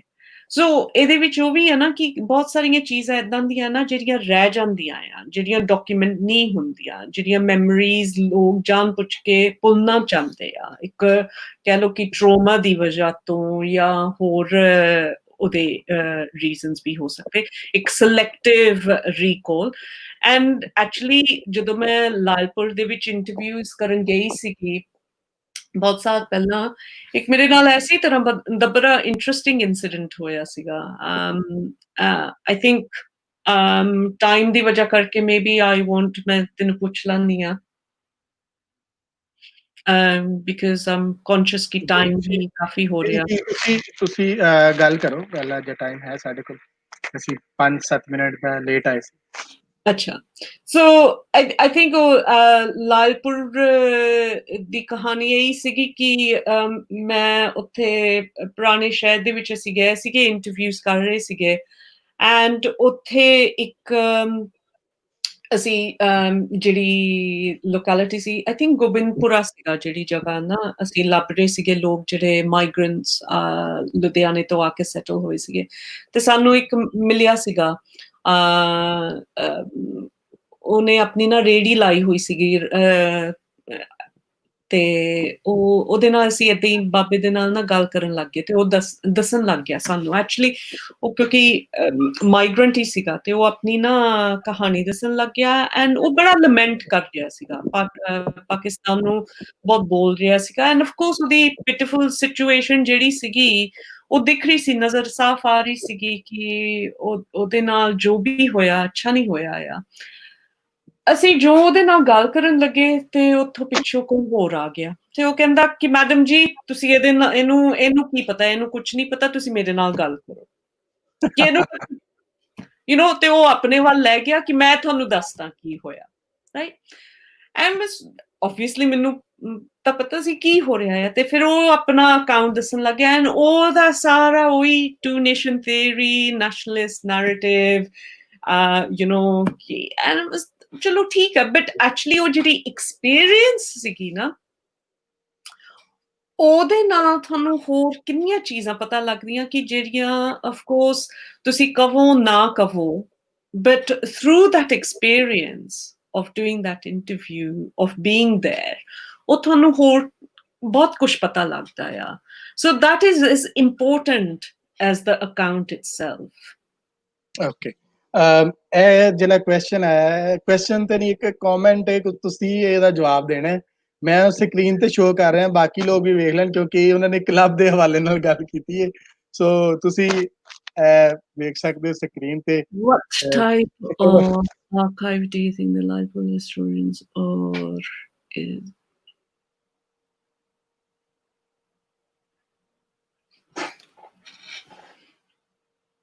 ਹਾਂ ਨਹੀਂ, it's fantastic. ਮੈਨੂੰ I think ਮੈਂ ਕਾਫੀ ਦੇਰ ਪਹਿਲਾਂ ਵੀ ਕਿਹਾ ਸੀਗਾ ਕਿ ਤੁਸੀਂ ਆ ਜਿਹੜੇ ਲੈਕਚਰਸ ਕਰਦੇ ਆ ਕਿ ਇਹਨੂੰ ਤੁਸੀਂ YouTube ਤੇ ਪਾਵੋ ਨਾ, ਕਿ ਇੱਕ ਫਿਊਚਰ ਜਨਰੇਸ਼ਨਸ ਵਾਸਤੇ ਜਿਹਨੇ ਵੀ ਸੁਣਨਾ ਆ ਸੁਣ ਸਕਦਾ ਆ। And I think it's fantastic ਕਿ ਆ ਤੁਸੀਂ ਜਿਹੜਾ ਹੈਗਾ ਆ ਸਾਰਾ ਡਾਕੂਮੈਂਟ ਕਰ ਰਹੇ ਹੋ। ਐਂਡ ਇੱਕ ਆਪਣੇ ਇੱਕ ਡਿਜੀਟਲ ਰਿਪੋਜ਼ਿਟਰੀ ਬਣ ਗਈ ਆ ਨਾ, ਕਿ ਚਾਹੇ ਤੁਸੀਂ ਹੁਣ ਜਦੋਂ ਤੁਹਾਡਾ ਸਮੈਸਟਰ ਸ਼ੁਰੂ ਹੋਏਗਾ ਨਵੇਂ ਸਾਲ ਦੇ ਵਿੱਚ, ਤੁਸੀਂ ਆਪਣੇ ਬੱਚਿਆਂ ਨੂੰ, ਸਟੂਡੈਂਟਸ ਨੂੰ, ਸਾਰਿਆਂ ਨੂੰ ਦਿਖਾ ਸਕਦੇ ਕਿ ਦੇਖੋ ਮੁਖਤਲਿਫ ਟੌਪਿਕਸ ਤੇ ਸਾਡੇ ਕੋਲ ਲੈਕਚਰਸ ਹੈਗੇ ਆ। ਜੇ ਤੁਹਾਨੂੰ ਇੰਟਰਸਟ ਹੈਗਾ ਇਸ ਟੌਪਿਕ ਦਾ, ਤੁਸੀਂ ਆ ਲੈਕਚਰ ਸੁਣ ਸਕਦੇ ਆ। And you can make it available offline. Online ਤਾਂ ਓਬਵੀਅਸਲੀ ਸਾਰਾ YouTube ਤੇ ਮਟੀਰੀਅਲ ਹੈਗਾ ਆ। So I think it's fantastic ਕਿ ਤੁਸੀਂ ਆ ਸਾਰੀਆਂ ਯੂ ਨੋ, ਕਿਉਂਕਿ again I mean if we're thinking about accessibility, ਕਿ ਜ਼ਰੂਰੀ ਨਹੀਂ ਕਿ ਸਾਰੇ ਲੋਕ 1 ਘੰਟਾ ਆਪਣਾ ਦੇਣਗੇ ਕੁਝ ਪੜ੍ਹਨ ਵਾਸਤੇ, ਇੱਕ ਕੋਈ ਆਰਟੀਕਲ ਪੜ੍ਹਨ ਵਾਸਤੇ, ਪਰ ਉਹ ਸ਼ਾਇਦ ਆਪਣਾ 1 ਘੰਟਾ ਲਾ ਦੇਣਗੇ ਸੁਣਨ ਵਾਸਤੇ। ਯੂ ਨੋ ਕਿ ਪਿੱਛੇ ਆ ਰਿਕਾਰਡਿੰਗ ਚੱਲ ਰਹੀ ਆ ਤੇ ਚਲੋ ਠੀਕ ਆ, ਜਾਂ ਕਿਸੇ ਦਾ ਕੋਈ ਇਨੀਸ਼ੀਅਲ ਯੂ ਨੋ ਇੰਟਰਸਟ ਹੋਊਗਾ ਇਸ ਏਰੀਆ ਦੇ ਵਿੱਚ, ਉਹ ਵੈਸੇ ਹੀ ਬੈਕਗਰਾਊਂਡ ਰਿਸਰਚ ਕਰ ਰਹੇ ਆ ਤੇ ਉਹਨਾਂ ਨੂੰ ਆ ਚੀਜ਼ਾਂ ਮਿਲ ਜਾਂਦੀਆਂ ਆ। ਆਈ ਥਿੰਕ ਯੂ ਨੋ ਮੈਂ ਕਈ ਵਾਰੀ YouTube ਤੇ ਬੈਠ ਕੇ ਪਤਾ ਨਹੀਂ ਕਿਸ ਤਰ੍ਹਾਂ ਦੇ ਲੈਕਚਰਸ, ਸੈਮੀਨਾਰਸ, ਕੁਛ ਨਾ ਕੁਛ ਆਪਾਂ ਸੁਣਦੇ ਰਹੀਦਾ ਨਾ, ਕਿਉਂਕਿ ਉੱਥੇ ਇੰਨਾ ਸਾਰਾ ਮਟੀਰੀਅਲ ਆ ਕਿ ਆਪਣੀ ਨੌਲੇਜ ਹੀ ਵੱਧਦੀ ਆ। So I think in that sense ਕਿ ਅੱਜ ਤੁਸੀਂ ਕਰ ਰਹੇ ਆ, ਤੁਸੀਂ ਜਿਹੜਾ ਆਰਕਾਈਵ ਬਣਾ ਰਹੇ ਆ, ਇਟਸ ਫੈਂਟੈਸਟਿਕ। ਐਂਡ ਤੁਹਾਡੇ ਜਿਹੜੇ ਹਿਸਟੋਰੀਅਨਸ ਹੈਗੇ ਉਹਨਾਂ ਨੂੰ ਬਹੁਤ ਪ੍ਰਾਊਡ ਹੋਣਾ ਚਾਹੀਦਾ। ਇੱਕ ਬਾਈ ਬਲਦੀਪ ਸਿੰਘ ਜੀ ਵੱਲੋਂ ਇੱਕ ਕੁਐਸਚਨ ਹੈ, ਉਹ ਵੀ ਮੈਂ ਸਕਰੀਨ ਤੇ, ਕਿਉਂਕਿ ਬੜੇ ਸੀਨੀਅਰ ਅੱਜ ਸਾਡੇ ਨਾਲ ਆਏ, ਉਹਨਾਂ ਨੇ ਕੁਐਸਚਨ ਕੀਤਾ, ਮੈਂ ਉਹਨਾਂ ਨੂੰ ਸਕਰੀਨ ਤੇ ਜਿਹੜਾ ਨਾ ਸ਼ੋਅ ਕਰਨਾ ਚਾਹ ਰਿਹਾ ਕਿ ਉਹਨਾਂ ਦਾ ਅਸੀਂ ਕੁਐਸਚਨ ਸਕਰੀਨ ਤੇ ਲਾਈਏ ਤਾਂ ਕਿ ਸਾਰੇ ਦੋਸਤ ਵੀ ਵੇਖ ਲੈਣ ਉਹਨਾਂ ਦਾ ਕੁਐਸਚਨ ਜਿਹੜਾ ਹੈ। For example, intentions, the responsible mapping ਤੇ analysis ਕੋਈ ਨਹੀਂ ਕੀਤੀ ਗਈ, ਕਿਸकी ਲੋੜ ਨਹੀਂ ਸੀ। ਸੰਗੀਤਾਂ ਦੀ ਮੇਰੇ ਖਿਆਲ ਗਾਣਿਆਂ ਦੀ ਗੱਲ ਕਰ ਰਹੇ ਹਾਂ। ਹਾਂਜੀ ਹਾਂਜੀ ਹਾਂਜੀ, ਸੰਗੀਤ ਵੀ ਵੰਡਿਆ ਗਿਆ, ਸੰਗੀਤ ਵੀ ਵੰਡਿਆ ਗਿਆ। For example ਇੰਟੈਂਜੀਬਲ wealth the responsibility mapping the analysis ਕਿਉਂ ਨਹੀਂ ਕੀਤਾ ਗਿਆ, ਕੀ ਇਸ ਦੀ ਲੋੜ ਨਹੀਂ ਸੀ? ਆਈ ਥਿੰਕ ਆਹਿਸਤਾ ਆਹਿਸਤਾ ਇਸ ਤਰ੍ਹਾਂ ਦਾ ਕੰਮ ਹੋ ਰਿਹਾ ਆ, ਓਬਵੀਅਸਲੀ ਇੰਨਾ ਜ਼ਿਆਦਾ ਨਹੀਂ ਆ, but you can start to see maybe sort of individuals ਦੇ through ਨਾ, ਕਿ ਜਿਹੜੇ ਖੁਦ ਸੀਗੇ ਲੋਕ ਜਿਹੜੇ impacted, ਉਹਨਾਂ ਦੇ individual accounts ਦੇ ਨਾਲ ਕੁਛ ਪਤਾ ਲੱਗਦਾ ਆ। I know ਕੁਛ ਫਿਲਮਾਂ ਤੇ ਮੇਰਾ ਇੰਟਰਸਟ ਸਪੋਰਟ ਦੇ ਵਿੱਚ ਵੀ ਐਕਚੁਅਲੀ ਹੈਗਾ ਆ, ਕਿਉਂਕਿ ਸਾਡਾ ਇੱਕ centre for sports history and culture ਸਾਡੀ ਯੂਨੀਵਰਸਿਟੀ ਦੇ ਵਿੱਚ ਹੈਗਾ। ਸੋ ਮੇਰਾ ਸਪੋਰਟ ਦੇ ਵਿੱਚ ਵੀ ਬਹੁਤ ਇੰਟਰਸਟ ਹੈਗਾ ਆ ਕਿ ਕਿਸ ਤਰ੍ਹਾਂ ਇੰਪੈਕਟਡ ਹੁੰਦੀ ਆ ਨਾ ਇੱਦਾਂ ਜਿਹੜੀ ਆਪਣੀ ਹਾਕੀ ਜਾਂ ਕ੍ਰਿਕਟ ਟੀਮ।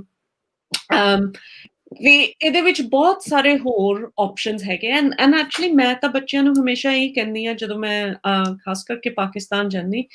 ਕਿ ਤੁਸੀਂ ਹਮੇਸ਼ਾ ਉਹੀ political history, two nation theory, nationalism ਦੇ ਜ਼ਰੀਏ ਸਾਰੀ ਹਿਸਟਰੀ ਤੁਸੀਂ ਦੇਖਦੇ ਰਹਿੰਦੇ, ਕਿ ਕੁਛ ਹੋਰ ਏਰੀਆਜ਼ ਕੋਸ਼ਿਸ਼ ਕਰੋ ਐਕਸਪਲੋਰ ਕਰਨ ਨੂੰ, ਕਿਉਂਕਿ ਐਕਚੁਅਲੀ ਬਹੁਤ ਸਾਰੇ ਇੱਦਾਂ ਦੇ ਏਰੀਆਜ਼ ਆ ਜਿਹੜੇ ਆਪਾਂ ਹਜੇ ਤੱਕ ਨਾ ਐਕਸਪਲੋਰ ਨਹੀਂ ਕੀਏ। And of course he's right ki, this is one area, but I think aista aista log is tarah. And you had Radha Kapadia, she oda vi kam kuch une is tarah da kita hoya ya interesting ਹਾਂਜੀ ਹਾਂਜੀ ਉਹਨਾਂ ਦਾ ਇੱਕ ਅਸੀਂ lecture citizenship ਕਸਟੋਡੀਅਨਸ਼ਿਪ ਦੇ ਉੱਪਰ ਉਹਨਾਂ ਨੇ ਕੀਤਾ ਸੀ ਮਿਊਜ਼ੀਸ਼ੀਅਨਸ ਦੀ yeah ਉਹ ਆਲਰੇਡੀ ਇੱਕ ਲੈਕਚਰ ਹੋ ਚੁੱਕਿਆ ਹੈ ਔਰ ਮਿਊਜ਼ਿਕ ਦੇ ਉੱਪਰ ਰੈਮਨੈਂਟਸ ਦੇ ਉੱਪਰ ਬਾਈ ਬਲਦੀਪ ਸਿੰਘ ਹੋਰਾਂ ਦਾ ਇੱਕ ਬਹੁਤ ਜ਼ਬਰਦਸਤ ਲੈਕਚਰ ਸਾਡੇ ਇੱਥੇ ਸੀਰੀਜ਼ 'ਚ ਹੋਇਆ ਸੀ ਔਰ ਨਾਲ ਦੀ ਨਾਲ ਜਿਸ ਤਰ੍ਹਾਂ ਉਹਨਾਂ ਨੇ ਮੈਪਿੰਗ ਦੀ ਗੱਲ ਕੀਤੀ ਤੇ ਉਹ ਖੁਦ ਵੀ ਇੱਕ ਬਹੁਤ ਖੂਬਸੂਰਤ ਆਰਕਾਈਵਸ ਉਹਨਾਂ ਦੀ ਜਿਹੜੀ ਉਹ ਆਪਣੀ ਬੈਠਕ ਕਰਦੇ ਨੇ ਉਹਦੇ ਵਿੱਚ ਉਹਨਾਂ ਨੇ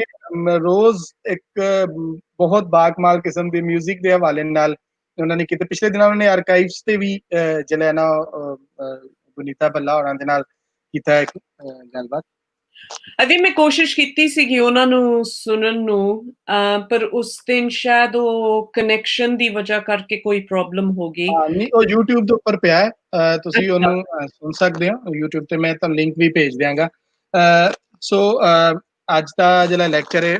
ਬੜਾ ਜ਼ਬਰਦਸਤ ਰਿਹਾ ਦੋਸਤਾਂ ਦੇ ਜਿਨ੍ਹਾਂ ਦੇ ਕਮੈਂਟ ਆਏ ਉਹਨਾਂ ਦਾ ਵੀ ਬਹੁਤ ਸ਼ੁਕਰੀਆ ਸਭ ਤੋਂ ਜ਼ਿਆਦਾ ਮਿਹਰਬਾਨੀ ਪੀਪਾ ਜੀ ਤੁਹਾਡੀ ਤੁਸੀਂ ਟਾਈਮ ਕੱਢਿਆ ਆਏ ਔਰ ਆ ਕੇ ਇੱਕ ਬੜੀ ਜ਼ਬਰਦਸਤ ਹਿਸਟੋਰੀਓਗ੍ਰਾਫੀ ਦੇ ਹਵਾਲੇ ਨਾਲ ਔਰ ਆਪਣੀ ਬੁੱਕ ਦੇ ਹਵਾਲੇ ਨਾਲ ਜਿਹੜਾ ਐਕਸਪੀਰੀਅੰਸ ਸੀ ਉਹ ਸ਼ੇਅਰ ਕੀਤਾ ਡੈਫੀਨੇਟਲੀ ਅਸੀਂ ਜਿਹੜੀ ਸਾਡੀ ਇੱਕ ਵਿਜ਼ਨ ਸੀ ਜਿਹਦੇ ਨਾਲ ਅਸੀਂ ਕੰਮ ਕਰ ਰਹੇ ਹਾਂ ਉਹ ਇੱਕ ਤਰ੍ਹਾਂ ਦੇ ਡਿਫਰੈਂਟ ਹਿਸਟੋਰੀਅਨ ਅਲਟਰਨੇਟਿਵ ਹਿਸਟਰੀ ਵਾਲੀ ਅਸੀਂ ਲੈ ਕੇ ਜਾਣਾ ਚਾਹ ਰਹੇ ਸੀ ਚੀਜ਼ਾਂ ਨੂੰ ਕਿ ਮੁxtਲਿਫ ਲੋਕ ਜਿਹੜੇ ਨੇ ਆ ਕੇ ਉਹਨਾਂ ਟੌਪਿਕਸ ਤੇ ਗੱਲ ਕਰਨ ਜਿਨ੍ਹਾਂ ਤੇ ਅਜੇ ਤੱਕ ਗੱਲ ਨਹੀਂ ਹੋਈ ਮਸਲਨ ਅਸੀਂ ਬਹੁਤ ਸਾਰੇ ਐਸੇ ਟੌਪਿਕ ਪਹਿਲੀ ਦਫਾ ਇੱਥੇ ਡਿਸਕਸ ਕੀਤੇ ਨੇ ਜਿਨ੍ਹਾਂ ਦੇ ਉੱਪਰ ਪਹਿਲੇ ਕਦੀ ਕੋਈ ਗੱਲ ਨਹੀਂ ਬਲਕਿ ਰਿਟਨ 'ਚ ਵੀ ਬਹੁਤ ਘੱਟ ਸਾਨੂੰ ਮਿਲਦਾ ਹੈ ਲਾਈਕ ਅਸੀਂ ਰਾਜ ਕਹਾਣੀ ਦੇ ਉੱਪਰ ਅਸੀਂ ਕੀਤਾ ਹੁਣ ਕੁਝ ਦਿਨਾਂ ਬਾਅਦ ਜਿਹੜਾ ਹੈ ਉਹ ਦਰਾਵੜ ਘਾਟੀ ਦੇ ਉੱਪਰ ਨੈਣ ਸੁਖ ਆਪਣੀ ਗੱਲ ਕਰਨਗੇ ਜਿਹੜੀ ਸਾਡੀ ਇੱਥੇ ਦੀ ਫੋਕ ਸੀ ਲੋਕਾਂ ਨੇ ਜਿਹੜੀ ਇੱਥੇ ਦੀ ਫੋਕ ਹਿਸਟਰੀ ਸੀ ਜਿਹੜੀ ਲੋਕਾਂ ਦੇ ਕੋਲ ਤੇ ਹੈ ਪਰ ਉਹ ਡਾਕੂਮੈਂਟ ਨਹੀਂ ਹੋਈ ਜਾਂ ਉਹਨੂੰ ਨਹੀਂ ਵੇਖਿਆ ਗਿਆ ਔਰ ਇਸੇ ਤਰ੍ਹਾਂ ਹੀ ਉਹ ਸਾਡੇ ਜਿਹੜੀ ਹਿਸਟੋਰੀਅਨਸ ਦਾ ਜਾਂ ਹਿਸਟਰੀ ਡਿਪਾਰਟਮੈਂਟਸ ਦਾ ਹਿੱਸਾ ਨਹੀਂ ਬਣੀ ਇਸੇ ਤਰ੍ਹਾਂ ਹੀ ਜੋਗੀ ਰੀਤ ਦੇ ਉੱਪਰ ਦੇਸਰਾਜ ਕਾਲੀ ਜੀ ਕਰ ਰਹੇ ਹੁਣ ਬਹੁਤ ਸਾਰੇ ਸਟੂਡੈਂਟ ਇੰਟਰਸਟਿਡ ਨੇ ਕਿ ਅਸੀਂ ਜੋਗੀਆਂ ਨੇ ਜ਼ਿਆਦਾ ਐਡਾ ਵੱਡਾ ਉਹਨਾਂ ਦਾ ਕੰਮ ਸੀ ਹਿਸਟਰੀ ਦੇ ਵਿੱਚ ਲੋਕਾਂ ਦੇ ਵਿੱਚ ਬਹੁਤ ਸਾਰੇ ਸ਼ਹਿਰ ਵਸਾਏ ਉਹਨਾਂ ਨੇ ਬਹੁਤ ਸਾਰਾ ਨਵਾਂ ਨੌਲੇਜ ਉਹ ਲੈ ਕੇ ਆਏ ਤੇ ਕੀ ਉਹਨਾਂ ਨੂੰ ਕਿਉਂ ਨਹੀਂ ਅਸੀਂ ਜਿਹੜਾ ਉਹ ਡਿਸਕਸ ਕੀਤਾ ਔਰ ਉਹ ਜਿਹੜਾ ਹੈ ਉਹਨੂੰ ਵੀ ਦੁਬਾਰਾ ਤੋਂ ਵੇਖਣ ਦੀ ਲੋੜ ਹੈ ਔਰ ਇਹਦੇ ਨਾਲ ਅਸੀਂ ਆਉਣ ਵਾਲੇ ਦਿਨਾਂ ਦੇ ਵਿੱਚ ਜਿਹੜਾ ਉਹ ਜਿਪਸੀਜ਼ ਦੇ ਹਵਾਲੇ ਨਾਲ ਜਿਹੜੇ ਸਾਡੇ ਇੱਥੇ ਪੱਖੀਵਾਸ ਸਨ ਜਿਨ੍ਹਾਂ ਨੂੰ ਅਸੀਂ ਕਹਿੰਦੇ ਆ ਇੱਥੇ ਦੇ ਜਿਹੜੇ ਨੂੰ ਮੇਡੀ ਇੱਕ ਤਰ੍ਹਾਂ ਦੇ ਕਹਿ ਲਓ ਜਾਂ ਉਹਨਾਂ ਪੱਖੀਵਾਸ ਜਿਹੜੇ ਨੇ ਉਹਨਾਂ ਦੇ ਹਵਾਲੇ ਨਾਲ ਵੀ ਅਸੀਂ ਇੱਕ ਜਿਹੜਾ ਲੈਕਚਰ ਕਰਾਂਗੇ ਜਿਨ੍ਹਾਂ ਤੇ ਮੇਰਾ ਨਹੀਂ ਖਿਆਲ ਕਿ ਸਾਡੇ ਕਮ ਅਜ਼ ਕਮ ਯੂਨੀਵਰਸਿਟੀਜ਼ ਦੇ ਵਿੱਚ ਇੱਕ ਵੀ ਥੀਸਿਸ ਅਵੇਲੇਬਲ ਹੈ ਜਾਂ ਕੋਈ ਕਿਤਾਬ ਇੱਕ ਅਵੇਲੇਬਲ ਹੋਵੇ ਪਰ ਉਹਨਾਂ ਦੀ ਬਹੁਤ ਵੱਡੀ ਜਿਹੜੀ ਹੈ ਨਾ ਉਹ ਹਿਸਟਰੀ ਮੌਜੂਦ ਹੈ ਤੇ ਅਸੀਂ ਉਹਦੇ ਤੇ ਵੀ ਲੈਕਚਰ ਕੁਝ ਦਿਨਾਂ ਤੱਕ ਕਰਨ ਜਾ ਰਹੇ ਹਾਂ ਸੋ ਅਸੀਂ ਇਹ ਕੋਸ਼ਿਸ਼ ਕੀਤੀ ਸੀ ਕਿ ਅਸੀਂ ਇੱਕ ਡਿਫਰੈਂਟ ਜਿਹੜੇ ਗ੍ਰੇ ਏਰੀਆਜ਼ ਨੇ ਉਹਨਾਂ ਨੂੰ ਅਸੀਂ ਐਕਸਪਲੋਰ ਕਰ ਸਕੀਏ ਔਰ ਲੋਕਾਂ ਨੂੰ ਉਸ ਤਰਫ ਜਿਹੜਾ ਨਾ ਉਹ ਜਾ ਸਕੀਏ ਖਾਸ ਕਰ ਜਿਹੜੇ ਯੰਗ ਹਿਸਟੋਰੀਅਨਸ ਨੇ ਜਿਹੜੇ ਨਵੇਂ ਲੋਕੀ ਕੰਮ ਕਰ ਰਹੇ ਨੇ ਡੈਫੀਨੇਟਲੀ ਜਿਹੜੇ ਸੀਨੀਅਰ ਨੇ ਉਹ ਵੀ ਇਹਨੂੰ ਵੇਖਣਗੇ ਔਰ ਉਹ ਵੇਖ ਵੀ ਰਹੇ ਨੇ ਉਹਨਾਂ ਦੀ ਗਾਈਡੈਂਸ ਨਾਲ ਹੀ ਸਾਰਾ ਜਿਹੜਾ ਅਸੀਂ ਐਂਡ ਆਈ ਥਿੰਕ ਤੋਹੀਦ ਇਹਦੇ ਵਿੱਚ ਇੱਕ ਨਾ ਜਿਹੜੇ ਵਰਨਾਕੂਲਰ ਸੋਰਸਿਸ ਆ ਉਹ ਬਹੁਤ ਜ਼ਰੂਰੀ ਆ ਕਿ ਜਿਸ ਤਰ੍ਹਾਂ ਹੁਣ ਤੂੰ ਕਹਿ ਰਿਹਾ ਨਾ ਫੋਕ ਹਿਸਟਰੀ ਜਿਹੜੀ ਹੈਗੀ ਆ ਫੋਕ ਲਿਟਰੇਚਰ ਜਾਂ ਆਪਣੇ ਵਰਨਾਕੂਲਰ ਸੋਰਸਿਸ ਕਿਉਂਕਿ ਇੱਕ ਪ੍ਰੋਬਲਮ ਹਿਸਟਰੀ ਦੇ ਵਿੱਚ ਇਹ ਬਹੁਤ ਆ ਗਈ ਆ ਨਾ ਕਿ ਬਹੁਤ ਆਪਣੀ ਡਿਪੈਂਡੈਂਸ ਹੈਗੀ ਆ ਇੰਗਲਿਸ਼ ਡਾਕੂਮੈਂਟਸ ਇੰਗਲਿਸ਼ ਸੋਰਸਿਸ ਤੇ ਕਿ ਜੇ ਆਪਾਂ ਕੋਈ ਅਲਟਰਨੇਟਿਵ ਹਿਸਟਰੀ ਲਿਖਣਾ ਚਾਹੁੰਦੇ ਆ ਤੇ ਫਿਰ ਆਪਾਂ ਨੂੰ ਆਪਣੇ ਜਿਹੜੇ ਵਰਨਾਕੂਲਰ ਸੋਰਸਿਸ ਆ ਉਹ ਆਪਾਂ ਨੂੰ ਉਹਨਾਂ ਦੀ ਖੋਜ ਜ਼ਿਆਦਾ ਕਰਨੀ ਪੜੇਗੀ ਬਿਲਕੁਲ ਅੱਜ ਵੀ ਅਸੀਂ ਜਿਸ ਟਾਈਮ ਅੱਜ ਦੁਪਹਿਰ ਟਾਈਮ ਤੇ ਡਾਕਟਰ ਹਰਦੀਪ ਕੌਰ ਬਰੈਚ ਹੋਰਾਂ ਦਾ ਵੀ ਫੋਨ ਆਇਆ ਉਹਨਾਂ ਨੇ ਕਿਹਾ ਕਿ ਇਹ ਸਾਈਡ ਜਿਹੜੀ ਹੈ ਬਿਲਕੁਲ ਖਾਲੀ ਹੈ ਜਿਹੜੀ ਪੱਖੀਵਾਸਾਂ ਦੀ ਹੈ ਜਿਹੜੇ ਵਣਜਾਰੇ ਸਨ ਇੱਥੇ ਉਹਨਾਂ ਦੀ ਤੇ ਸੋ ਉਹਨੂੰ ਵੀ ਵੇਖਣਾ ਚਾਹੀਦਾ ਤੇ ਮੈਂ ਉਹਨਾਂ ਨੂੰ ਫਿਰ ਦੱਸਿਆ ਕਿ ਅਸੀਂ ਥੋੜਾ ਜਿਹਾ ਇਹਦੇ ਹਵਾਲੇ ਨਾਲ ਕੰਮ ਕਰ ਰਹੇ ਹਾਂ ਸੋ ਇਸ ਤਰ੍ਹਾਂ ਕਰਕੇ ਦੋਸਤਾਂ ਦਾ ਬੜਾ ਸਾਂਝ ਹੈ ਕਿ ਜਿਹੜੇ ਆਪਣੇ ਆਈਡੀਆਜ਼ ਦੇ ਹਵਾਲੇ ਨਾਲ ਜਾਂ ਡਿਫਰੈਂਟ ਕਰਦੇ ਰਹਿੰਦੇ ਨੇ ਸੋ ਅੱਜ ਦੇ ਲੈਕਚਰ ਦੇ ਜਿਹੜਾ ਟਾਈਮ ਸੀ ਉਹ ਤੇ ਮੁੱਕ ਗਿਆ ਤੇ ਤੁਹਾਡਾ ਬਹੁਤ ਸ਼ੁਕਰੀਆ ਤੇ ਤੁਸੀਂ ਆਏ ਔਰ ਪਲੀਜ਼ ਤੁਸੀਂ ਵੇਖਦੇ ਰਹਿਣਾ ਕੋਈ ਸੁਜੈਸ਼ਨ ਜਾਂ ਕੋਈ ਗੱਲਬਾਤ ਹੋਵੇ ਤੇ ਨਾਲ ਦੀ ਨਾਲ ਜਿਹੜੇ ਸਟੂਡੈਂਟਸ ਇਹਨੂੰ ਵੇਖਣਾ ਚਾਹਣ ਉਹ ਸਾਡੇ YouTube ਚੈਨਲ ਤੇ ਸਾਰੇ ਹੀ ਅਪਲੋਡ ਹੋਏ ਨੇ ਉੱਥੇ ਵੇਖ ਲੈਣ ਔਰ ਲਾਜ਼ਮੀ ਕਮੈਂਟ ਵੀ ਕਰਿਆ ਕਰਨ ਅਸੀਂ ਉਹਨੂੰ ਆਨਸਰ ਵੀ ਕਰ ਦਿੰਦੇ ਹਾਂ ਤੇ ਉਹ ਪਲੀਜ਼ ਤੁਸੀਂ ਜਿਹੜਾ ਸਾਡਾ ਸਾਥ ਦੇਣਾ ਹੈ ਨਾਲ। ਔਰ ਫਿਰ ਵੀ ਇੱਕ ਲੈਕਚਰ ਜਿਹੜਾ ਆਉਂਦਿਆਂ ਜਾਂਦਿਆਂ ਤੁਹਾਡੀ ਕਿਤਾਬ ਹੁਣ ਆ ਜਾਣੀ ਹੈ, ਜਿਹੜੀ ਆਕਸਫੋਰਡ ਯੂਨੀਵਰਸਿਟੀ ਪ੍ਰੈਸ ਤੋਂ ਤੁਸੀਂ ਹੁਣ ਅਪਕਮਿੰਗ ਦੇ ਵਿੱਚ ਅਸੀਂ ਉਹ ਲਾ ਦਿੱਤਾ ਸੀ ਉੱਪਰ ਲਿਖ ਕੇ। ਸੋ ਜਿੱਦਾਂ ਹੀ ਉਹ ਕਿਤਾਬ ਆਏਗੀ ਤੇ ਫਿਰ ਤੁਸੀਂ ਸਾਨੂੰ ਟਾਈਮ ਦਿਓਗੇ। ਮੇਰਾ ਖਿਆਲ ਅੱਜ ਕੱਲ੍ਹ ਤੇ ਤੁਹਾਡੀ ਉਹਦੇ ਨਾਲ ਵੀ ਇੱਕ ਕਾਫੀ ਮਸਰੂਫੀਅਤ ਬਣੀ ਹੋਈ ਹੈ। ਸੋ ਉਹਦਾ ਮੈਂ ਬਸ ਉਹਦੀ ਫਾਈਨਲ ਮੈਨੂਸਕ੍ਰਿਪਟ ਖਤਮ ਕਰ ਰਹੀ ਸੀ ਕਿ ਆ ਦਿਨਾਂ ਦੇ ਵਿੱਚ, ਤੇ ਜਾਂ ਫਿਰ ਜਦੋਂ ਹੋਗੀ ਦੈਨ ਦੇਖਦੇ ਜੇ ਆਪਾਂ ਨੂੰ ਬਾਹਰ ਨਿਕਲਣ ਦਿੱਤਾ। ਜੀ ਬਿਲਕੁਲ, ਬਾਹਰ ਨਾਮ ਹੀ ਨਿਕਲਣ ਦਿੱਤਾ ਤੇ ਕਲੱਬ ਵੱਲੋਂ ਅਸੀਂ ਉਹਦੀ ਓਪਨਿੰਗ ਰੱਖਾਂਗੇ ਇੱਥੇ, ਬਿਲਕੁਲ ਇਸ ਤਰ੍ਹਾਂ ਇੱਕ ਸੈਸ਼ਨ ਕਰਕੇ ਉਹਦੀ ਇੱਕ ਓਪਨਿੰਗ ਜਿਹੜੀ ਹੈ ਉਹ ਅਸੀਂ ਜ਼ਰੂਰ ਕਰਾਂਗੇ ਆਪਣੇ ਕਲੱਬ ਵੱਲੋਂ। ਜੇ ਤੁਸੀਂ ਸਾਨੂੰ ਇਜਾਜ਼ਤ ਦਿਓਗੇ ਤੇ ਫਿਰ ਅਸੀਂ ਉਹਨੂੰ ਕਰਾਂਗੇ, ਉਹਦੀ ਓਪਨਿੰਗ ਰੱਖਾਂਗੇ। ਓਕੇ, ਮਿਹਰਬਾਨੀ, ਥੈਂਕ ਯੂ ਸਾਰਿਆਂ ਨੂੰ ਸੁਣਨ ਦਾ। ਓਕੇ ਜੀ, ਮਿਹਰਬਾਨੀ, ਥੈਂਕ ਯੂ ਜੀ। ਓਕੇ ਜੀ ਸਾਰੇ ਦੋਸਤਾਂ ਦਾ ਬਹੁਤ ਸ਼ੁਕਰੀਆ। ਮੈਂ ਜਿਸ ਤਰ੍ਹਾਂ ਸ਼ੁਰੂ 'ਚ ਗੱਲ ਕੀਤੀ ਸੀ ਕਿ ਅਸੀਂ ਅੱਜ ਥੋੜ੍ਹਾ ਜਿਹਾ ਡਿਸਕਸ ਕਰਾਂਗੇ ਜਿਹੜੇ ਸਾਡੇ ਅਪਕਮਿੰਗ ਪ੍ਰੋਗਰਾਮਸ ਦੇ ਹਵਾਲੇ ਨਾਲ। ਉਹਦੇ 'ਚ ਮੈਂ ਤੁਹਾਡੇ ਨਾਲ ਗੱਲ ਕਰਦਾ ਜਾਵਾਂ ਕਿ ਅਸੀਂ ਅੱਜ ਤੋਂ ਯਾਨੀ ਅੱਜ ਪੋਸਟਰ ਤੇ ਸ਼ੇਅਰ ਹੋਏਗਾ ਪਹਿਲੋਂ ਕਮਿੰਗ ਜਿਹੜਾ ਕੱਲ ਪਰਸੋਂ ਸਾਡਾ ਲੈਕਚਰ ਹੈ, ਪਰਸੋਂ ਜਿਹੜਾ ਲੈਕਚਰ ਹੈ ਉਹਦਾ ਉਹ ਪਹਿਲੇ ਦੱਸ ਦਈਏ ਕਿ ਵਾਰਿਕ ਯੂਨੀਵਰਸਿਟੀ ਤੋਂ ਪ੍ਰੋਫੈਸਰ ਜਿਹੜੇ ਨੇ ਗੁਰਨਾਮ ਸਿੰਘ ਸਾਡੇ ਨਾਲ ਹੋਣਗੇ। ਉਹਨਾਂ ਨੇ ਆਪਣਾ ਇੱਕ ਲੈਕਚਰ ਕਰਨਾ ਹੈ ਸਾਡੇ ਨਾਲ। ਉਹਨਾਂ ਦਾ ਪੋਸਟਰ ਥੋੜੀ ਦੇਰ ਬਾਅਦ ਅਸੀਂ ਅਪਲੋਡ ਕਰ ਦਿਆਂਗੇ, ਤੁਸੀਂ ਪਲੀਜ਼ ਉਹਨੂੰ ਸ਼ੇਅਰ ਵੀ ਕਰ ਦੇਣਾ, ਉਹਦੇ ਤੇ ਗੱਲਬਾਤ ਵੀ। ਔਰ ਉਹ ਸਾਡੇ ਨਾਲ 10 ਤਾਰੀਖ ਵਾਲੇ ਦਿਨ ਮੌਜੂਦ ਹੋਣਗੇ ਇੱਥੇ, ਔਰ ਅਸੀਂ ਉਹਨਾਂ ਦੇ ਨਾਲ ਗੱਲਬਾਤ ਆਪਣੀ ਸਾਂਝੀ ਕਰਾਂਗੇ। ਦੂਜੀ ਗੱਲ ਕਿ ਅਸੀਂ ਹਿਸਟਰੀ ਲੈਕਚਰ ਸੀਰੀਜ਼ ਜਿਹੜਾ ਸਾਡਾ ਇੱਕ ਪ੍ਰੋਗਰਾਮ ਚੱਲ ਰਿਹਾ ਹੈ ਤੇ ਚੱਲਦਾ ਰਹੇਗਾ। ਇਹਦੇ ਤੋਂ ਵੱਖ ਅਸੀਂ ਇੱਕ ਪ੍ਰੋਗਰਾਮ ਸ਼ੁਰੂ ਕਰਨ ਲੱਗੇ ਹਾਂ ਸੰਡੇ ਵਾਲੇ ਦਿਨ। ਸੰਡੇ ਵਾਲੇ ਦਿਨ ਦੁਪਹਿਰੀ 12 ਵਜੇ Sunday with book and author ਦੇ ਨਾਮ ਤੋਂ ਅਸੀਂ ਇੱਕ ਕਿਤਾਬ ਜਿਹੜੀ ਹੈ, ਇੱਕ ਬੁੱਕ ਜਿਹੜੀ ਹੈ ਉਹਨੂੰ ਅਸੀਂ ਡਿਕਲੇਅਰ ਕਰਨਾ ਹੈ book of the week. Book of the week ਦੇ ਵਿੱਚ ਅਸੀਂ ਇਹ ਕਰਨ ਜਾ ਰਹੇ ਹਾਂ ਕਿ ਉਸ ਪੂਰਾ ਵੀਕ ਅਸੀਂ ਉਸ ਬੁੱਕ ਦੇ ਹਵਾਲੇ ਨਾਲ ਉਹਦੇ ਵਿੱਚੋਂ ਕੁਛ ਉਹਦੇ ਰੈਫਰੈਂਸ, ਕੁਛ ਉਹਨਾਂ ਦੀ ਇੱਕ ਪੇਜ ਜਾਂ ਉਸ ਆਥਰ ਦੇ ਹਵਾਲੇ ਨਾਲ ਕੁਛ ਥੋੜਾ ਜਿਹਾ, ਯਾਨੀ ਉਹ 7 ਦਿਨ ਤੁਹਾਨੂੰ ਉਸ ਬੁੱਕ ਦੇ ਹਵਾਲੇ ਨਾਲ ਮੁਖਤਲਿਫ ਚੀਜ਼ਾਂ, ਜਾਂ ਕੋਈ ਰੀਡ ਕਰਦਾ ਉਹਨੂੰ ਉਹਦੀ ਵੀਡੀਓ, ਰੀਡਿੰਗ ਦੀ ਵੀਡੀਓ ਬਣਾ ਕੇ ਲਾ ਦਿੱਤੀ, ਜਾਂ ਉਹਨੂੰ ਮੁਖਤਲਿਫ ਤਰੀਕਿਆਂ ਦੇ ਨਾਲ ਤੁਸੀਂ ਸਾਨੂੰ ਵੇਖੋਗੇ 7 ਦਿਨ ਉਹ ਬੁੱਕ ਜਿਹੜੀ ਹੈ ਉਹ ਸਾਡੇ ਆਡੀਅנס ਦੇ ਨਾਲ ਚੱਲੇਗੀ। ਔਰ 7ਵੇਂ ਦਿਨ ਐਟ ਦਾ ਐਂਡ ਜਿੱਦਣ ਸੰਡੇ ਹੋਏਗਾ, ਸੰਡੇ 12 ਵਜੇ ਦੁਪਹਿਰ ਦੇ ਟਾਈਮ, ਪਾਕਿਸਤਾਨੀ ਟਾਈਮ ਦੇ ਮੁਤਾਬਕ, ਅਸੀਂ ਜਿਹੜਾ ਉੱਥੇ ਸਾਡੇ ਨਾਲ ਆਥਰ ਹੋਏਗਾ ਉਹ, ਔਰ ਉਹਦੇ ਨਾਲ ਰਿਵਿਊ ਕਰਨ ਵਾਲਾ ਬੰਦਾ ਉਹ ਮੌਜੂਦ ਹੋਏਗਾ। ਇੱਕ ਹੋ ਸਕਦਾ ਦੋ।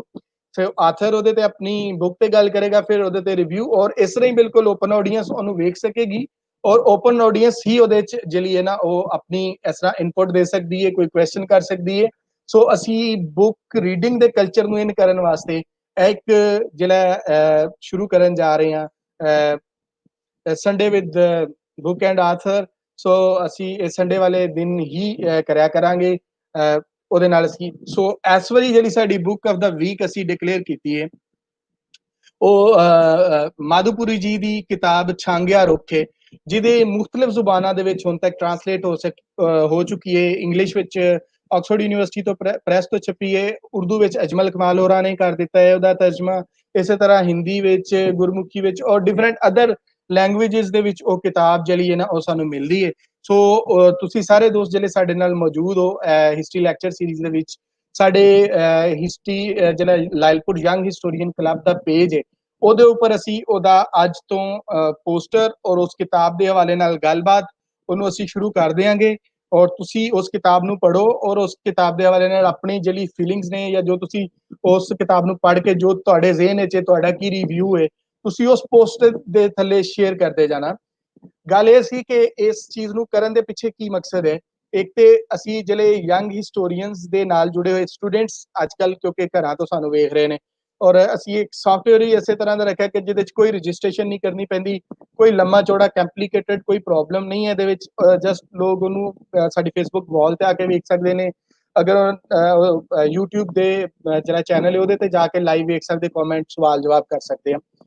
ਸੋ ਅਸੀਂ ਉਸ ਚੀਜ਼ ਨੂੰ ਵਧਾਉਣ ਵਾਸਤੇ ਕਿ ਅੱਜ ਅਗਰ ਸਾਡੇ ਕੋਲ ਮੌਕਾ ਲੋਕ ਆਉਂਦੇ ਨੇ ਤੇ ਅਸੀਂ ਬੁੱਕ ਕਲਚਰ ਜਾਂ ਬੁੱਕ ਰੀਡਿੰਗ ਦੇ ਕਲਚਰ ਨੂੰ ਪ੍ਰਮੋਟ ਕਰਨ ਵਾਸਤੇ ਅਸੀਂ ਇੱਕ ਕੰਮ ਇਹ ਕਰੀਏ। ਦੂਜੀ ਗੱਲ ਇਹ ਸੀ ਕਿ ਜਿਸ ਤਰ੍ਹਾਂ ਗੁਰਮੁਖੀ ਦੇ ਵਿੱਚ ਕਿਤਾਬਾਂ ਲਿਖੀਆਂ ਗਈਆਂ ਨੇ, ਉਹ ਸ਼ਾਹਮੁਖੀ 'ਚ ਪੜ੍ਹੀਆਂ ਨਹੀਂ ਜਾਂਦੀਆਂ। ਸ਼ਾਹਮੁਖੀ 'ਚ ਬਹੁਤ ਸਾਰੀਆਂ ਐਸੀਆਂ ਕਿਤਾਬਾਂ ਨੇ ਜਿਹੜੀਆਂ ਗੁਰਮੁਖੀ 'ਚ ਨਹੀਂ ਪੜ੍ਹੀਆਂ ਗਈਆਂ, ਜਾਂ ਦੋਵਾਂ ਤਰਫ ਪਤਾ ਹੀ ਨਹੀਂ ਕਿ ਇਸ ਟੌਪਿਕਸ ਦੇ ਉੱਪਰ ਕਿਤਾਬਾਂ ਆਈਆਂ ਨੇ ਜਾਂ ਕੀ ਹੋ ਸਕਦਾ। ਉਹ ਬੈਰੀਅਰ ਵੀ ਤੋੜਨ ਵਾਸਤੇ ਅਸੀਂ ਇੱਕ ਤਰ੍ਹਾਂ ਦਾ ਇੱਕ ਛੋਟੀ ਜਿਹੀ ਐਫਰਟ ਕਰਾਂਗੇ। ਹੋ ਸਕਦਾ ਕਿ ਕੋਈ ਲੋਕ ਜਾਂ ਪਬਲਿਸ਼ਰ ਚਾਹਣ ਕਿ ਵੀ ਇਹ ਕਿਤਾਬ ਇੰਟਰਸਟਿੰਗ ਹੈ ਜਾਂ ਲੋਕਾਂ ਦਾ ਇੰਟਰਸਟ ਹੈ, ਤੇ ਉਹਨੂੰ ਸ਼ਾਹਮੁਖੀ 'ਚ ਜਾਂ ਉਹਨੂੰ ਗੁਰਮੁਖੀ 'ਚ ਛਾਪ ਦੇਣ। ਇਸੇ ਤਰ੍ਹਾਂ ਹੀ ਅੰਗਰੇਜ਼ੀ ਕਿਤਾਬਾਂ ਦੇ ਹਵਾਲੇ ਨਾਲ ਵੀ, ਕਿ ਅੰਗਰੇਜ਼ੀ ਦੀਆਂ ਕਿਤਾਬਾਂ ਜਿਹੜੀਆਂ ਪੰਜਾਬ ਦੇ ਹਵਾਲੇ ਨਾਲ ਉਹ ਡਿਫਰੈਂਟ ਹਿਸਟਰੀ ਦੇ ਟੌਪਿਕਸ ਦੇ ਹਵਾਲੇ ਨਾਲ ਲਿਖੀਆਂ ਗਈਆਂ, ਉਹਨਾਂ ਨੂੰ ਵੀ ਅਸੀਂ ਲਿਆ ਕੇ ਰੱਖਾਂਗੇ ਸਾਹਮਣੇ। ਜਿਹੜੇ ਸਾਡੇ ਪੰਜਾਬੀ ਰਾਈਟਰਸ ਨੇ, ਜਾਂ ਜਿਹੜੇ ਸਾਡੇ ਗੁਰਮੁਖੀ 'ਚ ਜਾਂ ਸ਼ਾਹਮੁਖੀ ਦੇ ਦੋਵਾਂ ਸਾਈਡਾਂ ਦੇ ਪੰਜਾਬ ਤੇ ਲੋਕ ਲਿਖ ਰਹੇ ਨੇ, ਜਾਂ ਬਹੁਤ ਵੱਡੀ ਤਾਦਾਦ ਸਟੂਡੈਂਟ ਸੀ ਜਿਨ੍ਹਾਂ ਨੇ ਉਹ ਕਿਤਾਬਾਂ ਅਜੇ ਤੱਕ ਨਹੀਂ ਪੜ੍ਹੀਆਂ, ਜਾਂ ਉਹ ਕਿਤਾਬਾਂ ਦੇ ਨਾਲ ਉਹਨਾਂ ਦੀ ਅਜੇ ਉਹ ਤਰ੍ਹਾਂ ਦਾ ਲਿੰਕ ਨਹੀਂ ਬਣਿਆ, ਸੋ ਉਹ ਵੀ ਉਹਨਾਂ ਨਵੀਆਂ ਕਿਤਾਬਾਂ ਜਿਹੜੀਆਂ ਅੰਗਰੇਜ਼ੀ ਦੀਆਂ ਕਿਤਾਬਾਂ ਨੇ, ਉਰਦੂ ਦੀਆਂ ਕਿਤਾਬਾਂ ਨੇ, ਹਿੰਦੀ ਦੀਆਂ ਨੇ, ਸ਼ਾਹਮੁਖੀ ਗੁਰਮੁਖੀ ਪੰਜਾਬੀ ਵਿੱਚ ਨੇ, ਉਹਨਾਂ ਦੇ ਨਾਲ ਉਹਨਾਂ ਦਾ ਇੱਕ ਲਿੰਕ ਬਣ ਸਕੇ। ਔਰ ਇਸ ਲਿੰਕ ਦੇ ਥਰੂ ਅਸੀਂ ਚਾਹਾਂਗੇ ਕਿ ਇਹ ਕਿਤਾਬਾਂ ਜਿਹੜੀਆਂ ਨੇ ਉਹ ਡਿਫਰੈਂਟ ਜ਼ੁਬਾਨਾਂ ਦੇ ਵਿੱਚ ਟਰਾਂਸਲੇਟ ਵੀ ਹੋ ਜਾਣ। ਸੋ ਇੱਕ ਤਰ੍ਹਾਂ ਦਾ ਇਹ ਵੀ ਉਹਦੇ ਪਿੱਛੇ ਇੱਕ ਵਿਜ਼ਨ ਸੀ। ਅਸੀਂ ਸਾਰੇ ਦੋਸਤਾਂ ਨੂੰ ਇਹ ਰਿਕੁਐਸਟ ਕਰਨੇ ਆ ਕਿ ਉਹ ਦੋਸਤ ਜਿਹੜੇ ਨੇ ਸਾਨੂੰ ਸੁਜੈਸਟ ਕਰਨ ਬੁੱਕਸ, ਔਰ ਅਸੀਂ ਉਹਨਾਂ ਬੁੱਕਸ ਨੂੰ ਵੇਖਾਂਗੇ, ਔਰ ਉਹਦੇ ਮੁਤਾਬਕ ਹਰ ਵੀਕ ਦੇ ਉੱਪਰ ਅਸੀਂ ਇੱਕ ਬੁੱਕ ਜਿਹੜੀ ਹੈ ਉਹਨੂੰ book of the week declare ਕਰਾਂਗੇ। ਪੂਰਾ ਹਫਤਾ ਉਸ ਬੁੱਕ ਦੇ ਹਵਾਲੇ ਨਾਲ ਗੱਲਬਾਤ ਕਰਦੇ ਰਵਾਂਗੇ, ਉਹਨੂੰ ਉਹਦੀ ਪਬਲਿਸਿਟੀ ਕਰਦੇ ਰਵਾਂਗੇ, ਔਰ ਲੋਕ ਉਹਨੂੰ ਵੇਖਣਗੇ, ਉਹਨੂੰ ਪੜ੍ਹਨਗੇ। ਹੋਪਸ ਹੋ ਕਿ ਸਭ ਪੜ੍ਹਨਗੇ ਔਰ ਆਪਣਾ ਇਨਪੁਟ ਦਿੰਦੇ ਰਹਿਣਗੇ। ਔਰ ਫਿਰ ਸੰਡੇ ਵਾਲੇ ਦਿਨ ਅਸੀਂ ਆਥਰ ਦੇ ਨਾਲ ਉਹਨਾਂ ਦੀ ਕਿਤਾਬ ਦੇ ਉੱਪਰ ਗੱਲਬਾਤ ਕਰਾਂਗੇ। ਔਰ ਇੱਕ ਇਹ ਤਰੀਕਾ ਹੋ ਸਕਦਾ ਹੈ ਕਿ ਜਿਹਦੇ ਨਾਲ ਅਸੀਂ ਜਿਹੜਾ ਹੈ ਉਹ ਬੁੱਕ ਰੀਡਿੰਗ ਦੇ ਕਲਚਰ ਨੂੰ ਦੁਬਾਰਾ ਜਿਹੜਾ ਪ੍ਰਮੋਟ ਕਰ ਸਕੀਏ। ਨਵੇਂ ਸਟੂਡੈਂਟਸ ਜਿਹੜੇ ਸਾਡੇ ਹੁਣ ਜਿਹੜੇ ਯੰਗ ਹਿਸਟੋਰੀਅਨਸ ਨੇ ਉਹਨਾਂ ਨੂੰ ਜੋੜ ਸਕੀਏ ਕਿਤਾਬਾਂ ਦੇ ਨਾਲ। ਔਰ ਅਸੀਂ ਜਿਹੜੀਆਂ ਸਾਡੀਆਂ ਕਲਾਸਿਕਸ ਨੇ ਉਹਨਾਂ ਨੂੰ, ਜਿਹੜੇ ਸਾਡੇ ਪ੍ਰਾਇਮਰੀ ਸੋਰਸਿਸ ਨੇ ਉਹਨਾਂ ਨੂੰ ਵੀ ਅਸੀਂ ਡਿਸਕਸ ਕਰਾਂਗੇ। ਉਹਨਾਂ ਦੇ ਵੀ ਰਿਵਿਊ ਆਉਣਗੇ, ਉਹਨਾਂ 'ਚ ਕੀ ਕੀ ਐਸਾ ਹੈ ਵੀ ਜਿਹੜਾ ਸਾਡੀ ਹਿਸਟਰੀ ਦੇ ਵਿੱਚ ਸਾਨੂੰ ਹੈਲਪਫੁਲ ਹੋ ਸਕਦਾ ਹੈ। ਇਹਦੇ ਨਾਲ ਨਾਲ ਜਿਸ ਤਰ੍ਹਾਂ ਪੀਪਾ ਜੀ ਨੇ ਅੱਜ ਗੱਲ ਕੀਤੀ ਕਿ ਹਿਸਟਰੀ ਦੇ ਵਿੱਚ ਸਾਨੂੰ ਜਿਹੜੇ ਅਦਰਵਾਈਜ਼ ਸੋਰਸਿਸ ਨੇ ਉਹਨਾਂ ਨੂੰ ਵੇਖਣਾ ਪਏਗਾ। ਉਹਦੇ ਵਿੱਚ ਅਸੀਂ ਜਿਹੜੇ ਅਦਰਵਾਈਜ਼ ਸੋਰਸਿਸ ਨੇ ਜਿਹੜਾ ਕੰਮ ਕੀਤਾ, ਜਿਸ ਤਰ੍ਹਾਂ ਦਲਿਤ ਲਿਟਰੇਚਰ ਦੇ ਉੱਪਰ ਅਸੀਂ ਕਿਤਾਬ ਮਾਧੋਪੁਰੀ ਜੀ ਦੀ ਰੱਖੀ ਹੈ ਛਾਂਗਿਆ ਰੁੱਖ, ਉਹਨਾਂ ਦੇ ਕੀ ਉਹਨਾਂ ਨੇ ਕੀ ਸੋਚਦੇ ਨੇ ਜਾਂ ਕਿਸ ਤਰ੍ਹਾਂ ਹੈ। ਔਰ ਇਸ ਤਰ੍ਹਾਂ ਬਹੁਤ ਸਾਰੀਆਂ ਹੋਰ ਕਿਤਾਬਾਂ ਵੀ ਆਉਣਗੀਆਂ ਜਿਹੜੀਆਂ ਡਿਫਰੈਂਟ ਸੋਰਸਿਸ ਦੇ ਨਾਲ ਲਿਖੀਆਂ ਗਈਆਂ, ਜਿਹੜੀਆਂ ਇੱਕ ਅਫੀਸ਼ੀਅਲ ਹਿਸਟਰੀ ਤੋਂ ਹਟ ਕੇ ਵੀ ਬਹੁਤ ਕੁਝ ਲਿਖਿਆ ਗਿਆ, ਉਹ ਵੀ ਇਹਦੇ ਵਿੱਚ ਸ਼ਾਮਲ ਹੋਣਗੀਆਂ। ਸੋ ਅਸੀਂ ਉਮੀਦ ਕਰਦੇ ਹਾਂ ਕਿ ਸਾਰੇ ਦੋਸਤ ਇਸ ਗੱਲ ਤੇ ਵੀ ਆਪਣਾ ਇਨਪੁਟ ਦੇਣਗੇ, ਔਰ ਸਾਡੀ ਉਸ ਜਿਹੜੀ ਸੀ ਅਗਲੀ ਜਿਹੜਾ ਸਾਡਾ ਪ੍ਰੋਗਰਾਮ ਹੋਏਗਾ ਉਹਦੇ ਨਾਲ ਵੀ ਜੁੜਨਗੇ, ਔਰ ਇਹਨੂੰ ਜ਼ਿਆਦਾ ਤੋਂ ਜ਼ਿਆਦਾ ਕਾਮਯਾਬ ਬਣਾਉਣ ਦੀ ਕੋਸ਼ਿਸ਼ ਕਰਨਗੇ। ਇਸ ਗੱਲ ਦੇ ਨਾਲ ਹੀ ਸਾਰੇ ਦੋਸਤਾਂ ਕੋਲੋਂ ਮੈਂ ਇਜਾਜ਼ਤ ਲਵਾਂਗਾ, ਔਰ ਮਿਲਨੇ ਆ 10 ਤਰੀਕ ਨੂੰ ਇੱਕ ਨਵੇਂ ਲੈਕਚਰ ਦੇ ਨਾਲ, ਇੱਕ ਨਵੀਂ ਗੱਲਬਾਤ ਦੇ ਨਾਲ। ਬਹੁਤ ਸ਼ੁਕਰੀਆ ਜੀ।